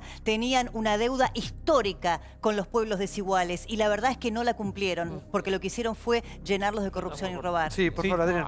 Me parece esto, porque ellos contraponen mucho Chile y Uruguay y yo a Chile y Uruguay lo pondría en algo, en una similitud interesante, que es, son países que han tenido una política de mediano y largo plazo que han podido sostener con gobiernos más de izquierda o gobiernos más de derecha. Y eso sí me parece una cosa bastante sensata que ocurrió en ambos países. Ahora, y sigo insistiendo con esto, que la contraposición al populismo sea el libre mercado es conceptualmente equivocado. ¿Qué sé yo? La contraposición al populismo es un gobierno republicano y democrático, que puede ser en lo económico más de derecha y más de libre mercado, o que tenga un rol más importante del Estado. Y creo que, insisto en esto, me parece que lo interesante tanto en Chile como en Uruguay es, y esto nos falta en Argentina, y retomo un poco lo que decía Débora, la Argentina vive en el péndulo, ¿no? Es de acá para allá. Y tal vez podamos encontrar algunas políticas de largo plazo que nos permitan tener un crecimiento y un desarrollo más sostenible. Por favor, Axel, sí. La contraposición más propia al populismo, y el libre mercado es un elemento de eso, es el Estado de Derecho, lo que los americanos llaman el rule of law, que no es el Estado de legalidad de la tradición legalista positivista que tenemos en América Latina, que cada vez que el gobernante quiere incrementar el poder, hace una ley, cambia una constitución para incrementar su poder. La tradición del Estado de Derecho es limitar el poder del gobernante. Cuando uno limita el poder del gobernante, surge automáticamente el mercado, lo que no quiere decir que el Estado no cumple ningún rol, por supuesto que tiene que cumplir un rol. De hecho, el rol más importante... es muy importante, para ustedes, que son de concepción liberal claramente, ¿qué rol tiene que cumplir el Estado? La más importante es garantizar propiedad, libertad y seguridad. Si tú no puedes y apoyar a los que más lo necesitan, focalizadamente, subsidiariamente, pero no garantizar beneficios. El tema del que garantizaron en lo económico el libre mercado, pero que en lo político no garantizaron ni república ni democracia. ¿Me entiendes lo que te digo? O sea, te estás asociando mal. Pero no, Adrián, política económica estoy populista totalmente de desacuerdo. El modelo chileno empezó con Hernán Vigi, ministro de Economía. Fue a elecciones, perdió por poquito con Patricio Eulin. El modelo económico permaneció con Patricio Eulin, que era demócrata cristiano. Así es. Después hubo presidentes socialistas. Primero vino un demócrata cristiano como Eduardo Frei, que respetó el modelo chileno, y después Ricardo Lagos. Es decir, la oposición progresista y socialista, la concertación chilena, respetó a rajatabla siempre el modelo chileno. Con lo cual, acá no es una cuestión de ideologías. ¿Te acordás cuando venía Vigi, lo traía Bernardo Neustadt todas las noches? ¿Te acordás de eso en la época de la dictadura? ¿Te acordás de eso? Gana las elecciones de Chile y que me los desmienta el señor. Así es. A ver, sí, diputada. La verdad que esto de que el populismo es mala palabra me preocupa. Y me preocupa también teniendo un chileno acá. Río Negro es una provincia vecina de Chile. Nosotros tenemos... recién decías que el Estado tiene que garantizar la seguridad, la justicia y la educación y la salud pública, porque te digo, los chilenos vienen a mi provincia, a la escuela, a los hospitales, eso no, eso es mucho populismo para ustedes. Nosotros tenemos muchos argentinos trabajando en Chile que se van de las políticas desastrosas de este gobierno que los ha dejado desempleados, no de este, del anterior, del gobierno anterior, no de este. Sí, pero capitan allá. Ahora Bachelet está planteando que el por favor, de la universidad. maestro. No, yo tengo que irme, pero no, en serio. No, por favor. Ahora este quilombo lo armó usted. En serio, el trotskismo de la derecha me parece maravilloso, porque termina cuestionando la democracia. El problema es que la libertad de empresa es más importante que el derecho al voto, a la justicia y a la educación. La verdad que me deslumbra, pero como tengo trosco de izquierda, los troscos de derecha me dan un camino de equilibrio que me va a permitir transitar la normalidad. Gracias por estar, Gracias por estar. Ustedes se quedan, Hay un cierre preparado para ustedes, es una sorpresa. Ahora entre el Pepe Mujica. Sí. Gracias por estar, María. Gracias. Gracias, Adrián, Gracias. Seguimos acá con los chicos que han metido el dedo en la llaga, por favor. Está buenísimo, está muy bueno. Está muy bueno. Muy buen debate. ¿Sabés qué te diría? Chile tiene una clase dirigente más madura que la Argentina. Si yo no digo eso, tiene no comemos nosotros. Todo muy lindo, pero no comemos. Bueno, qué quilombo, por favor, tranquilo. Todos quieren hablar, ya voy. Todos me levantan la mano, ya voy. Voy a repartir números. Cristina volvió a la capital, habló hoy a la tarde y dijo lo siguiente. ¿La vemos? Mirá. Un hecho, Plaza de Mayo, con lo que se dio en llamar el verdurazo. Paralelamente, en un lugar muy lindo que construimos, y que es el Centro Cultural Kirchner, se desarrollaba una comida muy paqueta. Yo creo que la brecha es lo que vimos hoy en la plaza. Yo creo que la brecha es cuando hay argentinos que no pueden comer y otros que tienen para hacer lo que se les cante, ¿viste? A ver, gorilas. Hay gorilas que son gorilas, que tienen historia para ser gorilas. Por ejemplo, Federico Pinedo. Ahora hay otros que no tienen esa historia, ni esa identidad, ni nada, que son aspiracionales, porque identifican en el ideario al gorila como el tipo de clase alta, el tipo fino, el tipo que viene de familia, el tipo que viene de la aristocracia. Entonces, de repente adhieren a un partido, a una idea, porque creen que de esa manera logran el estatus que tienen que tener. Esos son los monos, digo yo. ¿Qué dice Mónico? Borelli, yo pienso en usted. A ver, explíqueme todo. Es un pensamiento anacrónico y, si me permitís el término, bastante berreta. Muy berreta, porque es querer hacer una cosa clasista sin llegar a hacerlo. Esto no es el espíritu del peronismo, lo digo así. Esto es lo que generó, entre otras cosas, subrayo, la derrota del peronismo, la división, la derrota, sí, del kirchnerismo. Permanentemente la división de los argentinos, gorila, los buenos, los malos, la oligarquía y los pobres, como dijo alguna vez Guillermo Moreno. Después da otra frase Cristina y dice, hay 1000 asaltos y no te lo dice ningún canal de televisión. Cristina, que hace 2 años, o 1, decía que la inseguridad era marketing y que estaba fogoneada por los medios de comunicación. Bueno, ¿cómo cambian las cosas cuando vos estás del otro lado del mostrador? Me parece que lo que le duele al kirchnerismo es que el relato quedó herido de muerte. Cuando vos vendías redistribución del ingreso y terminaste, como dijo la UCA, con 29% de pobreza, por más que digas lo que digas, es muy difícil recuperarse. Mira, Alejandro Dolina, que es un tipo muy inteligente, el otro día en una entrevista dijo, perdimos por idiotas. Y me parece que cuando uno junta algunas de las características de lo que fue la gobernación de la provincia de Buenos Aires y lo que propuso Cristina para superar eso con Aníbal Fernández, decís, bueno, Dolina puso el toque de equilibrio. A mí lo que me da una gran pena es lo que antes decía Débora. Los que tomaron el desafío de luchar por la desigualdad, terminar en el Country Abril con esa caja fuerte disfrazada. ¿Cuál es la imagen del dragón? La Porque verdad es la imagen es patético. del día, sí. Hay mucha gente que demanda todavía una visión. Pero me parece interesante desde el punto de vista que, porque bueno, más allá que el dragón tenía algo o no tenía nada adentro, había una caja fuerte, la justicia investigará o no, pero es un símbolo en sí mismo, ¿no? Sí, pero es un doble discurso tan evidente, porque vos escuchás ahora una sociología barata. Y atrás de eso hay estancias, hay corrupción, hay negocios. Y la verdad que sigue habiendo una demanda de igualdad. Siempre en pos de los pobres. Sigue habiendo muchísima gente que quiere participar, que quiere el crédito blando, que quiere una ley, que quiere hacerlo institucionalmente y en partidos políticos serios. Eduardo, anda un ejemplo más cercano a la doctora. La caja de seguridad con esa cantidad impresionante de dinero de la hija o de no sé quién es.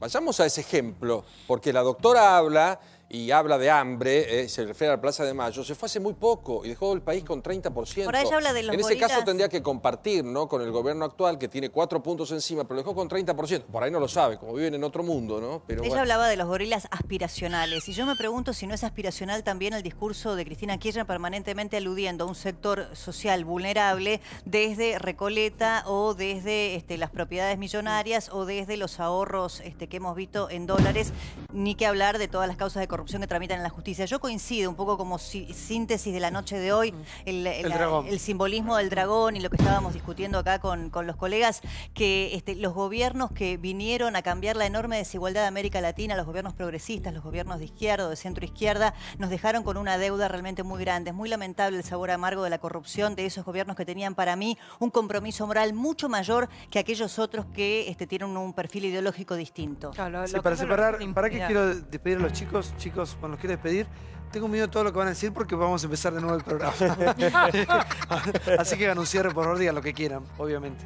No, después de haber visto esto, yo creo que es evidente que los regímenes populistas, que pueden ser de cualquier corte, obviamente el socialismo del siglo XXI fue el que mejor lo capitalizó desde la entrada de Hugo Chávez y todos los que están acá, es muy eficiente a la hora de insultar, de utilizar la falacia dominem, de dividir a la sociedad con odio. No es un discurso que esté basado en lo que la historia nos enseña, en lo que la lógica económica nos dice que es correcto. Es un discurso entonces que no se le puede ganar por la violencia, porque a través de la violencia ellos son los expertos. Entonces yo invitaría a los argentinos a recordar que son las ideas y somos lo que pensamos y son las ideas las que dirigen nuestras acciones. Y si nuestras ideas están basadas en falacias, en insultos, en ataques y no en analizar desde una manera desapasionada qué es lo que funciona para que la gente salga de la pobreza, lo mejor es que puedan pararse en sus propios pies, puedan ser ellos los autónomos. Volver a la gente dependiente de un gobernante de turno no es sacarla de la pobreza, porque cuando ese gobernante salga, otra vez están en situación de necesidad. La mejor manera de empoderar a las personas es empezando por una riqueza mental. Educación. Sí. A ver. Yo quería simplemente cerrar diciendo que en esto parece que todos vamos a estar de acuerdo después de haber visto el video de Cristina, y me parece una nota muy feliz para cerrar el programa, pero sí invitarlos a leer un paper muy interesante que se publicó por académicos de Harvard y el MIT Columbia donde ellos hacen un análisis de la redistribución del ingreso en distintos países del mundo también desarrollados. Y la conclusión a la que llegan ellos es que la redistribución del ingreso no hay evidencia que te garantice mayor igualdad. Es más, por los mecanismos fiscales que utiliza y la captura que se produce de grupos de interés de la redistribución del ingreso, y esto también en países avanzados, muchas veces puede incrementar la desigualdad. Entonces seamos cuidadosos. Hay que hacer redistribución, pero no es llegar y decir que con redistribución resuelve la desigualdad. Es mucho más complejo que eso. Gracias, chicos, por haber estado, ¿eh? ¿Cómo lo pasaron? ¿Bien? Muy bien. Excelente. Qué linda está, señorita, usted. Ay, gracias. ¿Tiene novio o no? ¿Marido? No, sola. Tenga cuidado, ¿eh? De Campolongo, Campolongo. ¿Eh? Fue profesor de la señorita. Fue profesor. No me dio bola, intenté y no me dio bola. El día que yo hable Campolongo. Nunca se mezcla. No hay que mezclar. No hay que mezclar. Bueno, pero ya pasaron varios años, ¿no? Pasaron varios años. Nunca lo atraje, traté incluso en clase y no pude. ¡Epa! Va a salir corriendo a comprar pastillita, mira. No se dio cuenta. No le des, no le des una chance porque mira. Bueno, gracias Ricardo Maidana, director del Palacio de la Papa Frita, donde siempre son las 12 para comer. Muchísimas gracias, mandó comida riquísima. Miren el polis buenísimo que tengo hoy. Divino. ¿Viste la camisa divina que tengo de Liguria? Tiene palmeritas, ¿se vio o no? Divina. Gracias, Liguria, por supuesto. Sigan con Alejandro Fantino. Mañana en Peditos a Pame y a GH estamos nosotros, como siempre, con este programa apasionado, gigante, desmesurado, criticado, imitado y tantas cosas más intratables por la pantalla de América. Chau.